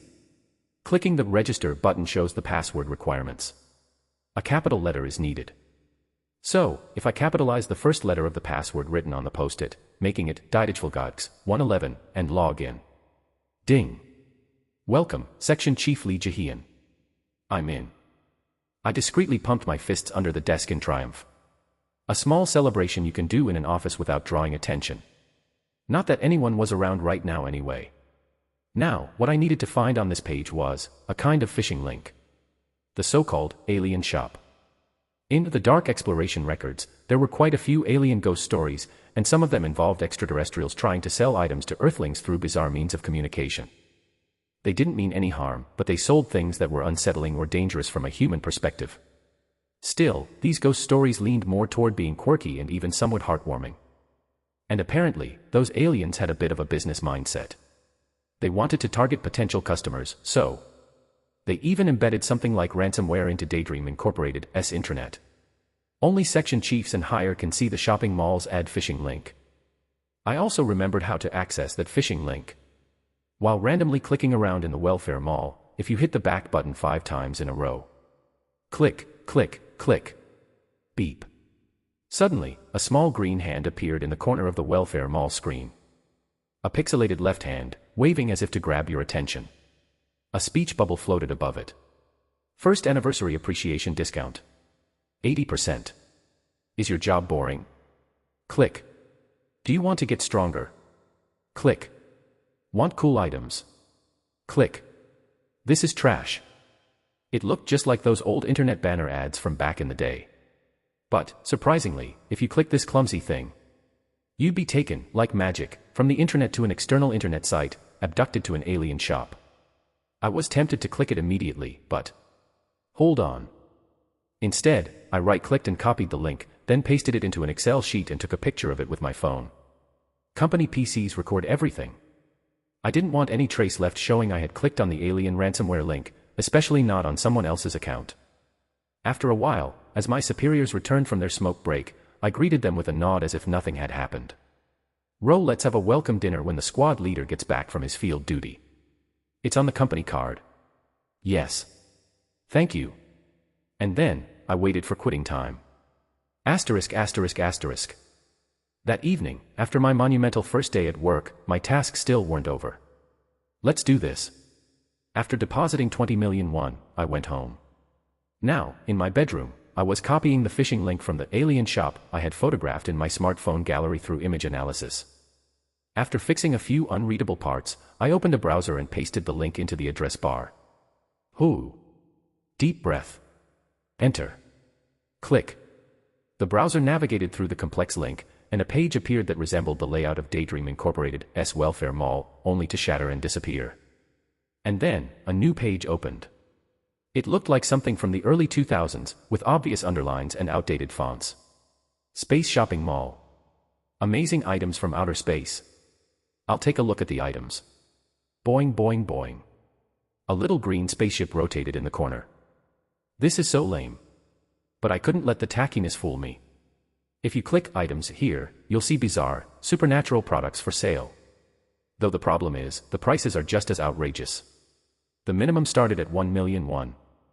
A result of the overinflated imaginations of ghost story creators with massive egos who thought, I need to use even more expensive items. That was me just yesterday. I wouldn't have been able to buy a single thing from this list. But now, I've got 20 million won. My heart raced a little. The thought of being able to purchase items from a fictional world felt like a serious dopamine rush.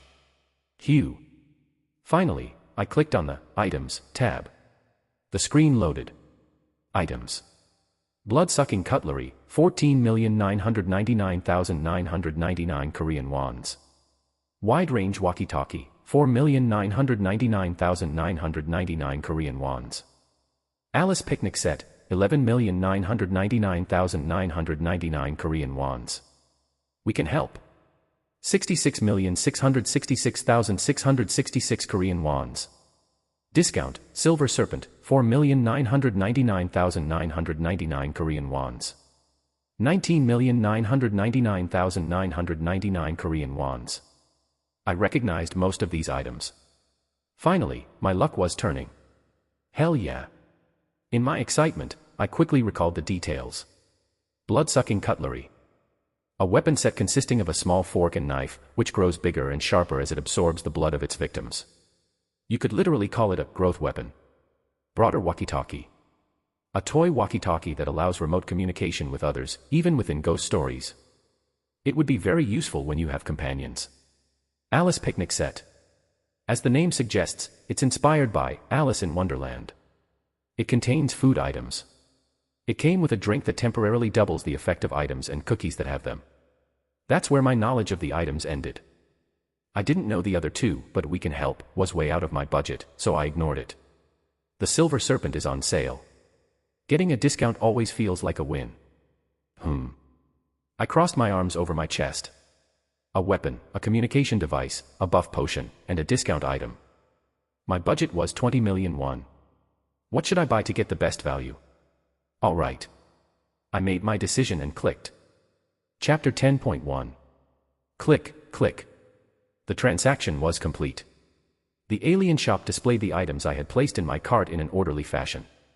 What I decided to purchase were Alice picnic set, 11,999,999 Korean wons. Sale, Silver Serpent, 4,999,999 Korean wons. Equals 16,999,998 Korean wons. That's right. I bought the effect-boosting potion and the discounted item. The reason was simple. I couldn't use the others. The blood-sucking weapon.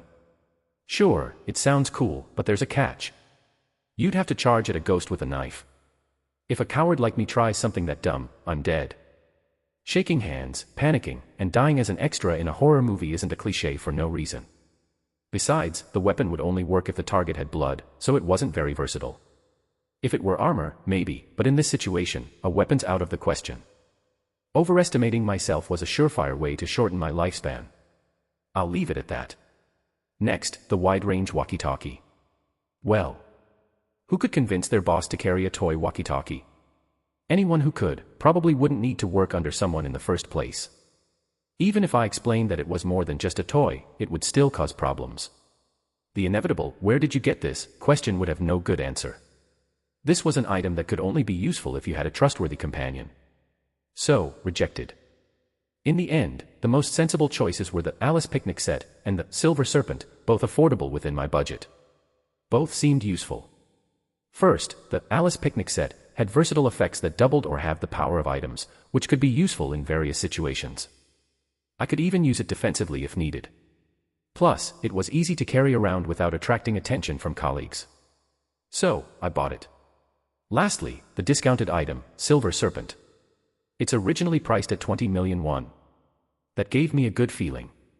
This was an investment. Judging by the silver in its name, it's probably currency. In the Dark Exploration Records universe, there were various forms of currency in different ghost stories, and some could even be exchanged for real cash through specific organizations.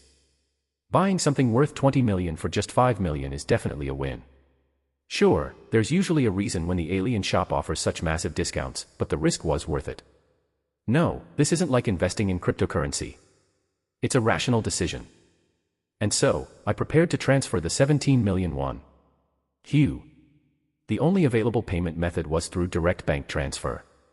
The account information was displayed with Alien as the account holder. I'm not expecting any tax deductions on this. Transferring this much in one go felt surreal, like the time I had to put down a deposit for an apartment. With trembling hands, I transferred exactly 16,999,998 Korean wons through my banking app, which I had already set to allow high-limit transfers. The moment I hit send. Purchase successful. Your item is on a rocket. Arrival in 00:00:08. Wait. 7 seconds. 6 seconds. Hold on. 3 seconds. 2 seconds. 1 second. Ding. A cheerful sound rang out. Arrived. Pop. Whoa. The air in front of me seemed to open, and with a puff of smoke, the items tumbled out. It was a postal box, delivered by Rocket. Wow. It was literally rocket delivery. This crazy universe, who knew you could be fascinating instead of just terrifying? I was even moved. ewenvel.com. After a moment of awe, I snapped out of it and opened the package. First, the Alice Picnic set was a rusty tin case decorated with fairy tale illustrations. When I opened it, I found a flat can of soda and a paper-wrapped cookie, each labeled "Drink Me" and "Eat Me." Dang. I could carry just one or two of these around like the smiley stickers. I nodded in satisfaction. Then, as I pulled the tin case from the box, I noticed a round, silver object at the bottom. I picked it up. A shiny silver coin. It really is currency. A surge of excitement ran through me. The coin had an engraving of a snake biting its own tail, and it was about the size of a 501 coin. I flicked it, feeling its metallic weight. A few possibilities of where I could use this currency flashed through my mind. Wherever I use it, I'll make sure it counts. Even though the 17 million won had vanished like snow melting in the sun. At the end of the day, it was money that would disappear when I returned to my original world, so there was no need to cling to material desires. I could calm down. Well then. I guess I'm pretty well prepared now. I took stock of the items I currently had. Memorial Pop Socket. Smiley Sticker. Alice Picnic Set. Silver Serpent. From now on, I needed to use these items to clear higher class darkness as quickly as possible. Let's make use of everything. Avoiding things out of fear could lead to something even scarier. Don't forget that, you coward. Resolving to use everything at my disposal, I tried to sleep. Instead of counting sheep, the convenience store ghost pranced around in my mind, completely wrecking my quality of life. Ha ha. Asterisk asterisk asterisk. And then, the next day. We have a few ghost stories we regularly manage, so today we'll be entering one of those. Yes, ma'am. I barely slept for 3 hours. At this rate, I might actually die. However, my expression must have been mistaken for worry, because Assistant Manager Un patted me on the shoulder. Don't worry too much. It's a D class. Yeah. The level of difficulty is about the same as what you went through during your orientation, right? Seriously, PTSD from a death survival test, and that's what you say to a new employee. But the field exploration team staff, whose sensitivity to normal human experiences had long since eroded, just chuckled and offered those words like a pep talk. You managed to clear it by going in blind, so there's no reason you can't do it now that you have a manual. As long as you don't do anything crazy, you'll be fine. Got it? Yes. Well, sure. I got it. Whatever it was, it couldn't be worse than playing hide-and-seek with a ghost at a convenience store by myself. Please, let me get some sleep tonight. I prayed for an artistic-style ghost story, creepy because of its atmosphere and lack of information but not genuinely terrifying. Here are the materials. Supervisor Park handed me a tablet. The ghost story I'd be entering today was Tuesday Quiz Show / Dusk, D, Class. Huh. You see it, right, Ro? You're going to enter as a contestant on a quiz show. Yes. If you get a question wrong, you face a penalty, and the penalties can be pretty horrifying. It's the kind of ghost story. But don't worry. We already have all the answers, so we're good. No need to be too tense. Supervisor Park flashed me a grin and gave a thumbs up. Well, okay. I have a feeling this will be a lot less scary than seeing ghosts in person. But there's a catch. I don't know this one. Tuesday Quiz Show. There's no page for that D-Class ghost story in Dark Exploration Records. I couldn't check my memorial pop socket because of my bosses, but I was sure it wasn't in the ghost stories I'd read. Then again, even if I had read all of the ghost stories in Dark Exploration Records, there could still be others in this universe. It was, after all, an internet playground where ghost stories were constantly being added in real time. I thought I'd know more than most, but here I was about to enter a story I'd never heard of. Chapter 10.2. Does the company's list of darkness extend much further than I thought? Cold sweat trickled down my neck. But my superiors were relaxed. Our department just happens to get assigned a lot of TV-related ghost stories. Oh, yeah, every team has its specialty. Then, Assistant Manager Un sent me a PDF file, claiming it was the answer sheet for the Tuesday Quiz Show. For now, just memorize that answer sheet and skim through the exploration manual again. When the squad leader arrives in the afternoon, we'll head out. Got it. I obediently nodded. Supervisor Park kindly added more advice. Oh, should I give you a physical copy of the manual too, just in case? You'll need to take notes. Oh, no need. I've memorized it all. With my memorial pop socket, having a physical copy would just be extra baggage. You memorized it all? Yes. So, notes. Pardon. Oh, nothing. Supervisor Park gave me a knowing look, then nodded his head. The squad leader is going to like you a lot. Well, it seemed to be a compliment, so I let it slide. For the record, the squad leader of Team D was still out on a field assignment but was expected to return this afternoon. I'll be meeting them soon enough. But then, an hour later. Hold on a sec. Our squad leader, I mean, the section chief, he's still out on a field assignment, what? No, that's ridiculous. Assistant Manager Un, who had been on the phone, frowned deeply as she hung up. Are these people out of their minds? Saying we have 3 people now, so we can make it a trio, what a joke. Really? Are you serious? Yeah. Seems like it. Assistant Manager Un glanced at me. Oh. Is it because of the convenience store ghost? Because I cleared the F-class darkness by myself using an unusual method, higher-ups probably thought, oh, so this one can handle a full load. Looks like the consequence of pocketing the 20 million won solo is showing up here. Not because they're annoyed I took the money. It's the end of the month. Ah. Watching my 2 superiors murmur to each other, I started to piece it together. There must be some issue with the department's performance numbers. I wasn't sure, but it looked like they needed to meet some sort of quota by lunchtime, and now they figured the new recruit could pull their weight. Assistant Manager Un made a decision after a brief moment of consideration. Ro, did you memorize that? Ah, the quiz show answers, wait. If I say I memorized everything, does that mean I'm going in? Maybe I could feign ignorance. Oh, he's already memorized it, I bet. He just said he's memorized the entire exploration manual, that thick thing. Oh. Assistant Manager Un nodded. Great. Then we'll handle this ourselves today. And there went my tiny, desperate hope that having more people would make things less scary. The principle is to go in as a trio, but sometimes, if someone takes leave, 2 people go in.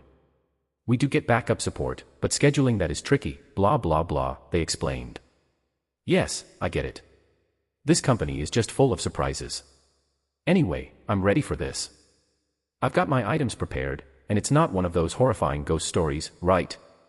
Actually, come to think of it, it's probably better to go now than to wait until the afternoon. Isn't it better to just get the beating over with? The longer I wait, the more my imagination will conjure up horrors. Right now, my courage is at its peak. It might be best to go in before it dwindles further. Let's get started. As I was mentally hyping myself up, Assistant Manager Un approached, having received something from another department. This must be the medium to enter the ghost story, right? It was a postcard. However, the recipient field of the old postcard was already filled with strange scribbles. And in tiny print at the top, the word application was repeatedly written, like a curse. One day, I discovered a strange postcard inside an old magazine. It contained a flyer recruiting participants for a quiz show, but when I searched for the show, there was no such program. It was probably just a vintage postcard with a quirky theme. Out of curiosity, I wrote my name under the sender field as a joke. And then, I was dragged into a truly bizarre quiz show. That's probably the gist of the ghost story. At a glance, it didn't seem like much, but the closer you looked, the eerier it got, sending a chill down my spine. All you need to do is sign here. If it feels too weird, just put your animal mask name instead of your real name. Yes. I needed to gather points. As I watched the others write down Badger and Falcon, I also filled in the sender field on the postcard. Ro dear. The moment I lifted the pen, my consciousness was sucked into the postcard as if it were being pulled out of my body. Ah, finally, our contestants have arrived. A blinding light from the stage overwhelmed my vision. A bright, cheerful voice echoed in my ears. A hand, dressed in a suit, was extended toward me for a handshake. Welcome, welcome. Now, the cameras will start rolling soon. Let's show them our best smiles. Instinctively, I shook hands and looked up. Where a human head should be, there was an old-fashioned television set. With a floating emoji displayed on the screen. The TV-headed figure released my hand and joyfully spun around, spreading their arms wide. Audience. A roar of applause filled the air, but the glaring lights obscured the audience's figures, making them hard to see. Soon, I realized I was standing on a brightly colored podium. This must be the contestant's spot for the quiz show. It wasn't terrifying enough to make me faint. Actually, if I just thought of it as a quirky quiz show hosted by someone wearing a TV mask, it gave me a surprising sense of calm. Compared to the horrors of the eye-plucking subway and the convenience store ghost, this feels almost pleasant. Yes, I could handle this. I felt like I could calmly think things through. After adjusting my mask, I surveyed the situation. Is it your first time at a talk show, folks? Oh ho, then don't forget to cheer. Your excitement is everything to this show. The TV-headed host was busy hyping up the audience, trying to raise the energy in the room. They were likely the host of the show. So, this Tuesday quiz show must be a segment of some larger talk show. The set's vibe, the house band providing background music, the audience setup, and the host's energetic performance, it all felt like a classic American talk show. A bit old-fashioned, though. Wait. Think again. An old American talk show. A quiz segment. The contestant already knowing the answers. This. I recognized these keywords. Caution. Disclaimer. By reading this document, you accept full responsibility for any fear, hallucinations, or that may arise. Daydream Incorporated, Limited, is not liable for any damages. Please proceed after signing. This isn't just D-Class. This ghost story. Dark Exploration Records /Ghost Story. Chorus of the Sacrificial Lambs. A ghost story featured in Dark Exploration Records. Daydream Incorporated Identification Code, CTRL A104. A-Class Darkness. The catalyst of the reclassification disaster that led to countless casualties. Official record of survivors, none. 3, 2, 1. And now, the show begins. No way. Chapter 11.1. The circumstances match. The disaster began with a dusk, D-class darkness in the style of a 1970s American talk show. Good evening, viewers. The joy of Tuesday, the heat of Tuesday. You are now watching the Tuesday Quiz Show. The live broadcast had begun. With the lively music of a band, the host, dressed in a suit, waved to the cheering audience. It was a typical American-style talk show. Except for the fact that the staff's faces were all blurred, and instead of a face, the host had an old-fashioned TV set for a head. The host explained that this talk show had a different theme for each day of the week, but there were no known cases of entering any other day. Only the day talk show is accessible. Have you all been waiting for Tuesday? So have I. After all, it's the only day we get to see our lovely new quiz show contestants. It matches. The field exploration team entered the day talk show from the 12th session, fully equipped with a list of answers for the main corner quiz. Over the course of 99 explorations, from session 12 to session 110, they successfully escaped without casualties. Prizes included. Incredibly, for the past several weeks, there hasn't been a single contestant who got an answer wrong. It's unbelievable, truly. It matches. However, on the 111th session, during the 100th exploration, an anomaly occurred. Will the contestants get the answers right this time as well? Ba-bam-bam-ba-bam. With a sound effect, the lights shone down. On the 7 podiums arranged in a semicircle. 3 of them, including mine, the podiums pinpointed by the lights belonged to me, the supervisor, and the assistant manager. Mr. Badger, Miss Falcon, and Mr. Roe Deer. Give them a big round of applause. Woohoo. Invisible audience members clapped. I felt like I was about to pass out. Could it be? Could it really be? Breaking news. The host made a fuss and received something from the staff. It's been quite some time since all the contestants got the answers right, hasn't it? The total duration is a whopping 98 sessions. This will be the 99th, haha. I was saved. It's not the 100th. My heart almost leaped out of my chest. Yeah, the odds of it landing exactly on the 100th session are actually low. I almost grabbed onto the podium in relief, but I held back. It was clearly stated in the PDF of the Tuesday talk show answers I had received earlier. If you disrupt the broadcast, you will be incinerated. It wasn't just a penalty. It was incineration. And this was a live broadcast. In other words, if anything strange happens, you're dead. Will the 99th contestants continue the winning streak and pass the baton to the 100th contestants? Or will this great record come to an end? Stay tuned and watch. I turned my head. Assistant Manager Oon and Supervisor Park, standing on the other podiums, gave me light nods or smiled faintly, showing no signs of major anxiety. 99 sessions, with nearly 3 years of accumulated safety and a well-established pattern to the ghost story. They were acting like people who were certain this time would be the same. Deep breath. It's fine. It'll be fine. I took a deep breath in and then exhaled. Now, Mr. Roe Deer. Yes.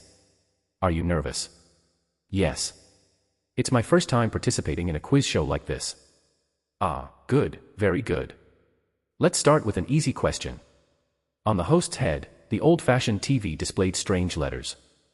It was an unfamiliar, ominous script I had never seen before, but I could read it. A surge of nausea and a headache hit me, then quickly passed. Question: choose the element that is not a component of the human body. 1. Water. 2. Iron. 3. Oil. 4. Earth. Number 4, Earth. Correct. The quiz show proceeded smoothly. The theme is a bit eerie, but the questions aren't so hard that they're unsolvable. Plus, the list of past questions the field exploration team had stolen from this ghost story was definitely helpful. The questions weren't identical, but they were similar enough to make answering them easy. In fact, since I have to use my brain, the chances of making a mistake are lower. Unbelievable. Correct answer. Again. He's hesitating. He's conflicted. Yes, number 3. What will be the fate of Mr. Roe Deer, who chose strangulation, correct? Hurrah! The answers matched perfectly, and the show proceeded without any issues. I pretended to hesitate on purpose, sometimes stalling before answering, doing my best to match the atmosphere of the broadcast. Frububble.cm. I have to get through this broadcast somehow. This obsessive thought completely dominated my mind. During the commercial break, when the host suggested I participate again, I inwardly screamed but outwardly played along, pretending to be tempted. After the 2nd, 3rd, 4th, and 5th, I made it to the 9th question. Mr. Roe Deer. It's the final question. Finally, the end of this insane situation was in sight. The other contestants have incredibly answered all the questions correctly and continued the winning streak. Will Mr. Roe Deer be able to carry the final link? From the other podiums, my superiors glanced at me, some waving lightly or nodding their heads. If I got this last one right, it would all be over. Are you ready? Yes. Good. The question appeared. Question: what percentage of blood loss causes death in humans? 1 to 40%. 2 to 45%. 3 to 50%. 4 to 55%. Was this a trap for the final question? I took a deep breath. The answer is number 1. Ah, you chose number 1. And number 2. And number 3, and number 4. All of them. Humans typically face life-threatening danger when they lose about 30 to 40% of their blood. Oh. So, of course, losing more would also result in death. No, unbelievable. The TV flickered. Even if I got it wrong, it didn't seem like I would die. But I didn't want to give this dangerous ghost story any room for mistakes, so I gritted my teeth to avoid the trap. You're saying there's several answers. Are you sure you don't want to change your answer? I'm sure. Oh. Murmurs came from the audience. And then, a faceless staff member suddenly rushed onto the stage. Amazing. We have some surprising news for you. Actually, the answer prepared by our writers was number 1. Wait, hold on. But Mr. Roe Deer's answer is much more impressive. It's more logical, isn't it? Yes. I heard the audience shouting. The host spread his arms wide. Then, of course, it's correct. We'll count it as a perfect answer. Wonderful. Ha. I survived, somehow. Why did I dig a trap for myself? I inwardly screamed in relief, closing my eyes tightly and then opening them. The host, seeming to take this as an emotional moment, came up and patted me on the back as if to hug me. The fact that he had body heat made it even more unsettling. Incredible, truly incredible. Thank you. Now then. The host grabbed the microphone and shouted in excitement. Amazingly, all of our contestants have maintained their winning streaks. Fantastic. Pop. Confetti burst, and cheers erupted. From each podium, my superiors had expressions like, "It's finally wrapping up." It was almost visible through their masks. But the MVP who will take home the grand prize is only one person. And that is. A drum roll followed. The host pointed at me. It's Mr. Roe Deer. Wah. The band played loud celebratory sound effects. Congratulations. Please take your prize. Thank you. I accepted the small gift box the host handed me. I was happy. Not because I got a gift. It's finally over. As soon as the cameras shut off, I could leave. Please, let's go now. As I began to calm down at the thought of soon returning to my office in a 21st Century Soul building, I heard. Unfortunately, it's time to wrap up the Tuesday quiz show. Tomorrow, we'll have even more amazing guests for Wednesday. Click. Out of nowhere. Suddenly, the lights came on over 4 empty podiums. There, 4 figures were suddenly standing. The 4 people looked around in bewilderment. All were dressed in suits and wore masks. Chapter 11.2. Company employees? They were clearly from a different squad in the field exploration team. I recognized one mask, likely a new hire, someone from my training group. That much I understood. But why did they overlap? Is it even possible to overlap and enter the ghost story like this? I mean, whether it's possible or not. This is a broadcast accident. A tense silence filled the studio. 1 second. 2 seconds. 3 seconds. Something's wrong. The employee wearing the zebra mask standing next to me seemed to sense it as well. WHY are the people who arrived first? Oh no. The flames ignited. The employee in the zebra mask was consumed in a silent blaze, their mouth still open in shock, unable to comprehend the situation, before collapsing like a lie. All that remained were ashes, shaped like their shoes. The camera hurriedly panned away. Surprise. This was a special preview of next Tuesday's contestants. The noisy band sound blared, as if trying to cover up the incident. The camera now focused on me. Damn it. Damn it, damn it. I desperately waved the gift box I was holding in the air, pretending to be excited. Pop. Confetti rained down again, and the drums roared loudly. The host encouraged the audience's cheers. We'll see you tomorrow with an even more exciting show.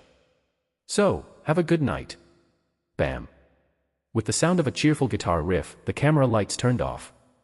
It's over. It is over, isn't it? Why are we still here? Phew, that was a close one. Almost ruined the live broadcast. Glad everything was handled smoothly. The cameras were definitely off. Faceless staff rushed onto the stage, and the lights in the audience seats went out. The band disappeared. Backstage, filled with noise and murmurs, was revealed like cold steel beams. But we didn't disappear. A chilling feeling crept up my spine. Mr. Rowe, dear. That was great thinking. Are you perhaps interested in becoming a regular panelist? I already have a job. Oh no. Well, our talk show applications are always open, so feel free anytime. Why is this ghost story continuing? The reason was simple. The thoughtful host was about to kindly explain to the contestants why this situation had occurred. And to the new participants. You must have been shocked, thinking you almost ruined the broadcast. I trust it wasn't intentional. Don't be too hard on yourselves. And don't worry. We'll give you another chance as well. With a friendly and affable demeanor, the host addressed the employees who had suddenly entered, our new contestants, as if they had always been part of the show. In the meantime, the staff swept up the ashes left behind by the incinerated person with a broom. I felt like I was losing my mind. I'd love to give you all a chance to participate right now, but unfortunately, our show is live. So, see you next week. But we could leave now. Please, please let it end like this. End it here. For now, you can all go home, HM. It was then. Someone holding a megaphone suddenly ran onto the stage. That person's face was indistinct in the lighting, but unlike the other staff, they were wearing sunglasses. The figure with the megaphone whispered urgently to the host. I see. The host turned to look at us. You see, it's hard for me to say this, but, The emoticon on the TV monitor showed a sad face. Our show was just cancelled. To be precise, it's the Tuesday quiz show that's ended. Technically, my show isn't over, yes. The quiz segment has been replaced. What? We won't be able to have you as the 100th winning contestants. I sincerely want to apologize from the bottom of my heart, freewebnovel.com. The host bent forward, even lowering the antenna on the TV head as if truly apologetic. So, is it cleared? Who? Hugh. I could faintly hear the voices of the other members of my squad, filled with confusion, fear, panic, and yet, hope. But a cold sweat trickled down the back of my neck. No. This development. Exploration record number 100. The show began in the same studio as previous sessions. However, the program name had changed. The host explained to the confused employees that the Tuesday quiz show had been cancelled. Since the contestants had answered correctly 99 times in a row, the penalty had become meaningless, and the segment was no longer appealing to the viewers, leading to its discontinuation. The new segment was chosen to be more engaging was. Hold on a moment. The host's TV antenna suddenly sprang up after receiving a signal from the staff. Good news. You've all been selected as contestants for the new segment. And since it's pre-recorded this time, it'll be even easier than before. Haha. Let's start filming right away. Although I'll only be playing a supporting role, I'll do my best to ensure it's a great show. Wait. The assistant manager from our squad raised her hand with a grim expression. We've already participated in the show, so we'd like to go back. You want to leave before the filming is finished. The TV screen buzzed as it got close to assistant manager Un's face. Oh dear, it was all written on the application postcard. But if you truly can't participate, well, there's no helping it. So, tell me. Can't you do it? Assistant Manager Un slowly moved her eyes, meeting mine from across the way. I shook my head ever so slightly. She must have realized it too.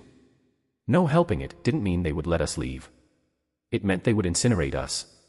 You can do it, right? Good. An ominous silence. The studio was filled with the sound of the shallow breaths of pale, terrified employees. I was surely one of them. Was I even breathing? Oh. The tension is palpable. That's how it always is with new programs. Let's stay strong. Mr. Rowe dear, you performed wonderfully in the live broadcast. I'm sure you'll do great again this time. Was there no excuse I could give? No plausible way out? Yes. But I didn't expect to appear on the show consecutively. Oh. I could make a mistake, couldn't I? I gripped the podium so tightly my knuckles turned white. I should prepare a bit more and come back next Tuesday. Ah. Look at that, the lights are coming on. 3, 2, 1. The host mumbled in an excited voice. It was no use. Completely absorbed in the broadcast, the host dashed toward the camera. Good evening, viewers. The joy of Tuesday, the heat of Tuesday. You're now watching the new segment of our talk show. I'm going crazy. Are you sad that the quiz show is gone? No need to be. Because this is an even more advanced form of quiz show. Something has been added to the quiz. What could it be? The host waved both hands as he read the teleprompter. What pulls at the heartstrings more than anything is melody. Especially voices. Choirs, such a beautiful sound. Haha, no need for our band to feel left out. We've invited a true master of an entirely different genre. A new guest is about to appear.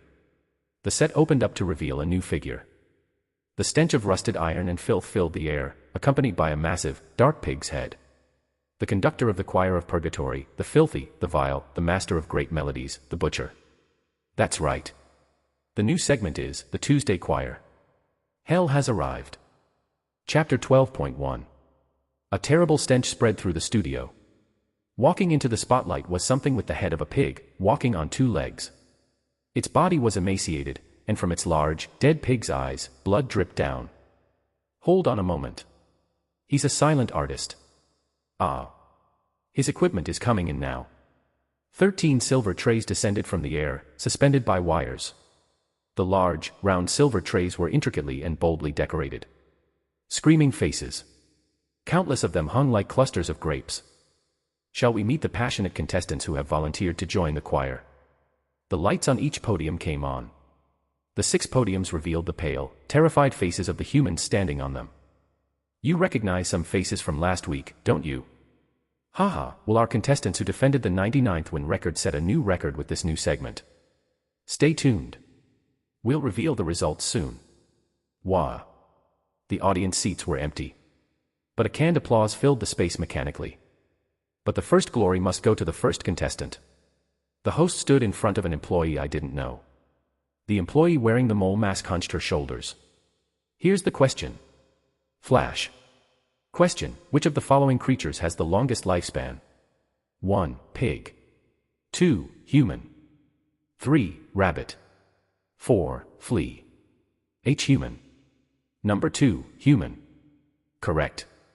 A sigh of relief crossed the mole mask's eyes. Yes. In the original Tuesday talk show, the segment would have moved on with cheers. But the new segment had a new phase added. Congratulations on passing, Ms. Mole. The conductor with the bleeding pig's head raised his skeletal arms and swung a silver baton. The mole mask's head was ripped off. Such a beautiful harmony. Thud. The headless contestant's body collapsed beneath the podium like a broken puppet. The employee's remaining head floated into the air and was displayed on the silver tray. It was still mouthing words. Each contestant's unique talent will be awakened. Oh, it's incredible. Truly incredible. When the pig raised its arms, the gaping mouth of the head suddenly began emitting a clear, piercing scream in tune. H. Humans. It's human, human. It was as if someone had forcibly squeezed the vocal cords, producing a sound like a woodwind instrument. The first choir member has taken their place. The choir practice had begun. They endlessly repeated the last words they spoke before losing their heads. The chorus of the sacrificial lambs consists of 1 conductor and 13 silver trays that are summoned.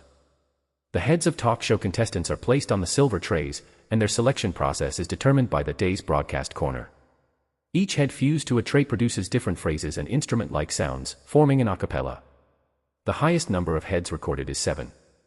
1 head causes mild headaches, anxiety, and sudden mood swings. If you were just comfortably reading this ghost story, you might think, only 1 head. For such a terrifying situation, it's manageable.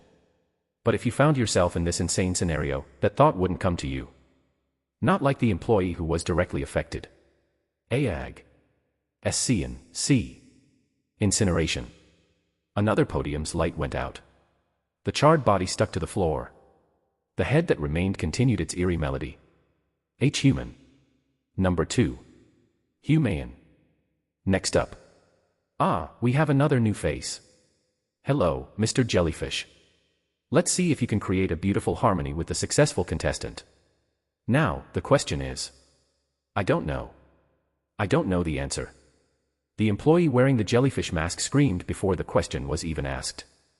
His instincts seemed to tell him that getting the question wrong and facing punishment would be better. How surprising. It was a remarkable judgment. A meaningless one, though. Failure. His head exploded. Like a firecracker, sparkles from the studio's mirror ball and a shower of confetti filled the air. The recorded audience's reaction mixed with both disappointed sighs and cheers filled the studio. Oh no, disqualified. How unfortunate. He didn't make it into the great choir. Right. There are no punishments anymore. If you get the quiz wrong, you're simply disqualified. I blinked. It didn't feel real. Half the people died in just 5 minutes after the recording began. And there was no escape. 3 of us remained. D-Squad's assistant manager and supervisor. And me. Let's meet our next contestant. Oh, familiar faces. I recalled one fact I had been avoiding. These superiors' names were also not mentioned anywhere in the Dark Exploration records. It's the same as with Go Young Gun, my fellow new recruit. I remembered what I thought when I first heard Go Yeon Jones' name. Either she left early after handling the ghost stories relatively easily. Or she died right away. Mr. Badger. Supervisor Park was called next. Park Min-seong. While standing at the farthest podium from me, he had turned completely pale.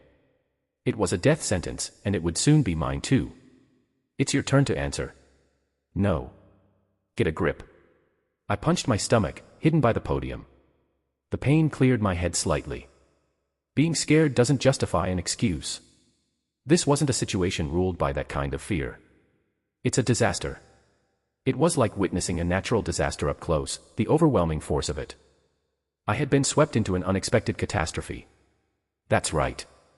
If I panic here, it's all over. I won't even have a chance to survive. I can't forget. Of all the people here, you have the best chance of survival. I have to think. Right. I have information and items. Mr. Badger, are you ready? Could I use this moment when the host and staff's attention wasn't on me? Was there really nothing I could try? I desperately recalled the items I had. I frantically reviewed the characteristics of this ghost story. I don't expect much, but if I could just get out of here. I wasn't hoping for something as grand as this insane talk show getting cancelled. Just stop for a second, just for a moment. Ah. I raised my head. The host's back was right in front of me. Chapter 12.2. He was about to ask Supervisor Park a quiz question. You're ready. Great. He's close. In that case. I hid my trembling hand beneath the podium.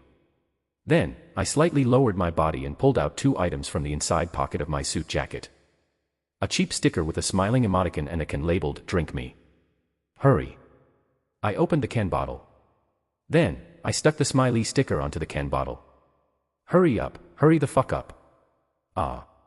May I say something to the viewers before I answer? Oh, of course. Supervisor Park glanced toward the camera, pretending to address it but actually looking toward me and Assistant Manager Un. He was looking at the podiums where we stood. I have a family member in the hospital. I hope someone could check in on her after this filming. If possible. Wow, how touching. So, what's your answer? Supervisor Park gave a nervous smile, sweating profusely. I don't know. Wait a moment. I raised my left hand. Mr. Host. At the same time as I drew his attention, I stretched out my right hand and quickly slapped several wet smiley stickers under the spherical TV that was the host's head. Splat. A drop of water hit the ground. Did the cameras catch it? Did anyone notice? No, if they had, my head would have already exploded. Oh, Mr. Rowe dear. Do you have something to say? They didn't notice. I swallowed hard. When I looked over, Supervisor Park was staring at me in shock. He seemed surprised that I hadn't been incinerated after interrupting the flow and speaking out of turn. It was definitely a gamble. freewebnovel.cm. But I have a reason. Didn't the host say it earlier? It's pre-recorded this time, so it'll be even easier than before. Haha. In other words, this was not a live broadcast. So as long as I don't outright ruin the flow or act uncooperative, it might not count as disrupting the broadcast. Simply raising my hand and making a personal comment wouldn't be a problem. Mr. Rowe dear. They let it pass. Yes. I glanced at the area beneath the host's TV where the water had dripped. Then, lowering my voice just enough for only the host to hear, I said, "My head feels very dizzy. Could I rest for a moment?" What I had just done was the smiley sticker, an item that induces mild feelings of friendliness when attached to a sentient being. And the Alice picnic set / canned drink, an item that doubles the effect. I soaked the sticker into the can and stuck it to the host. Of course, this was still debatable. Can we consider the host a sentient being? The host was clearly not human. But it must have some kind of intelligence, right? No, it has to. I'm betting my life on this. And now, there's no turning back. What if I'm incinerated for disrupting the broadcast? Well, if I'm going to die anyway, I might as well go out a little more peacefully. The shirt clinging to my back was soaked with cold sweat. The host made a noise. Goodness. Was the passion for the broadcast a bit too much?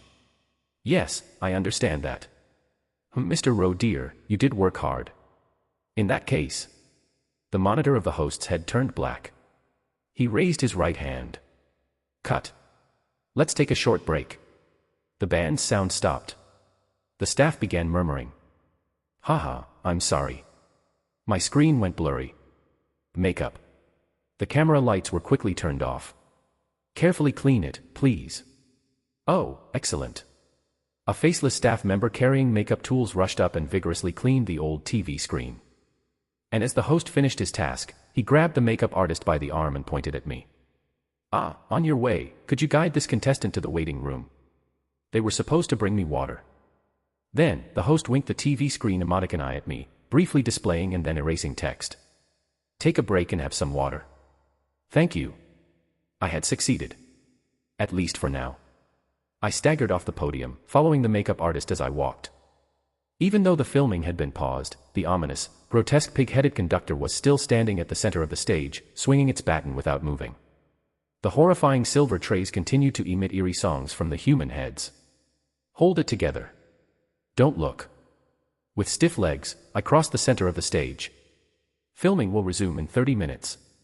As I passed the podium on the opposite side, Assistant Manager Un slipped something into my hand. I quickly looked at her. I could read her lips. Check it. Alone. What is it? Asterisk asterisk asterisk. I was guided to the door behind the stage. Inside was a typical old Hollywood-style waiting room. Aside from the unsettling number of black and white broadcast posters plastered all over like talismans. Thank you. The makeup artist gave a silent nod and disappeared in a flash. Click. Phew. I'm alive. Only for 30 minutes, but I had at least delayed my scheduled death. I need to do something during this time. And I had a new clue. I immediately opened my hand to check what Assistant Manager Un had slipped me. The item they had somehow managed to give me in this dire situation was a button. It was a button, the kind you'd attach to a suit. But it was also a button in the sense of something you could press. It seemed like it had a mechanism inside that would trigger something when pressed. There was only one way to find out, and I didn't have much time. They gave this to me thinking it would help. I pressed the button immediately. Beep beep beep. Click. This is Lee Jae-hyun. Who's this? This is Assistant Manager Eun Hae's call button though. Section Chief Lee Jae-hyun. The squad leader of the field exploration team's D squad, who was supposed to be on a field assignment, had answered through the button. Chapter 13.1. In Dark Exploration Records, when entering a ghost story, data transmission and communication usually become impossible, isolating the participants. This is the typical structure of a ghost story. But stories become more interesting when there is interaction and conflict. I vaguely remember reading in a ghost story that some teams in Daydream Incorporated have a disposable item that allows for emergency communication. Is this button one of those? While my mind raced to deduce the situation, my mouth started talking immediately. Time was of the essence. Are you the leader of D Squad? Yes. I'm Kim Solium, the new recruit in D Squad. I have something urgent to report. I decided to lay it all out. In 30 minutes, all of D Squad will be dead. Even if the other person was startled, it couldn't be helped. This was the most efficient way. I needed to calm him down and explain. I see. I'll take a 5-minute briefing. Why is he so calm? Sure, mass deaths are a routine occurrence in the field exploration team, but this is a bit. Is there something wrong with his humanity? I almost got confused, but the situation was urgent, so I let it go. I quickly summarized everything that had happened so far. There was an anomaly during the D-Class Darkness Tuesday talk show. I explained about the members of another squad who had intruded mid-show, the quiz show's sudden cancellation, and the insane choir segment that had just begun. How many employees are left? 3 out of 7 remain. All of D Squad is still alive, but once the break ends, we'll all be dead. The D Squad leader responded concisely. I see. Buy yourself another 30 minutes. Is that even possible? I don't think that's feasible. In that case, there's nothing we can do. He has a knack for enraging people who are about to die in less than 30 seconds. I don't have time to waste on this nonsense. It's true that the higher you go in the field exploration team, the more some employees seem to lack basic morality or common sense, but experiencing it firsthand is truly infuriating. Does he think his team members' lives are a joke? I was about to hang up and figure things out on my own when... Wait a second. What would change if we had 30 more minutes? Why did he ask for more time? Right. If you could hold off until 55 minutes from now, I could get approval from the security team and rent the strongest weapons and entry devices. His low voice explained calmly. The entire process, even if handled retroactively, would take about 40 minutes, and it would take an additional 15 to 20 minutes to enter the darkness. If that process is completed, could D Squad be rescued? Probably, yes. A field exploration team member capable of entering an A-class darkness alone and suppressing the supernatural phenomenon using special equipment. The only people capable of that would be a named character. The person I was talking to had to be one of the employees I'd read about in the Dark Exploration Records. Someone with a significant or memorable role. Chills ran down my spine. Several candidates flashed through my mind. My brain was spinning. Stealing equipment from the security team, yeah, that's impossible. Correct. The security team's operations are heavily restricted to maintain narrative coherence in the ghost stories, and their security is airtight. It's true that such an act would be impossible based on the rules. But if this person really is one of the employees I think he is, there might be a way. I swallowed nervously and asked, "May I ask what mask you wear, sir?" If he said the nickname I was thinking of. Lizard. Ah. It's you. Section Chief. We had 20 minutes left. Based on what you've told me, I've come up with a plan. Let's go with this. Asterisk asterisk asterisk. Ah, Mr. Roe dear. Break time was almost over. Holding a water bottle from the waiting room, I returned to the talk show set. Human. Number 2. Human. Against the backdrop of 2 employees who had been exposed to choir practice for several minutes and whose complexions had drastically worsened, the host with the old TV for a head extended his hand toward me. Are you feeling better? Ready to create the best broadcast ever? Yes. Thank you for your consideration. Haha, a contestant's condition is key to delivering the best moments on the show.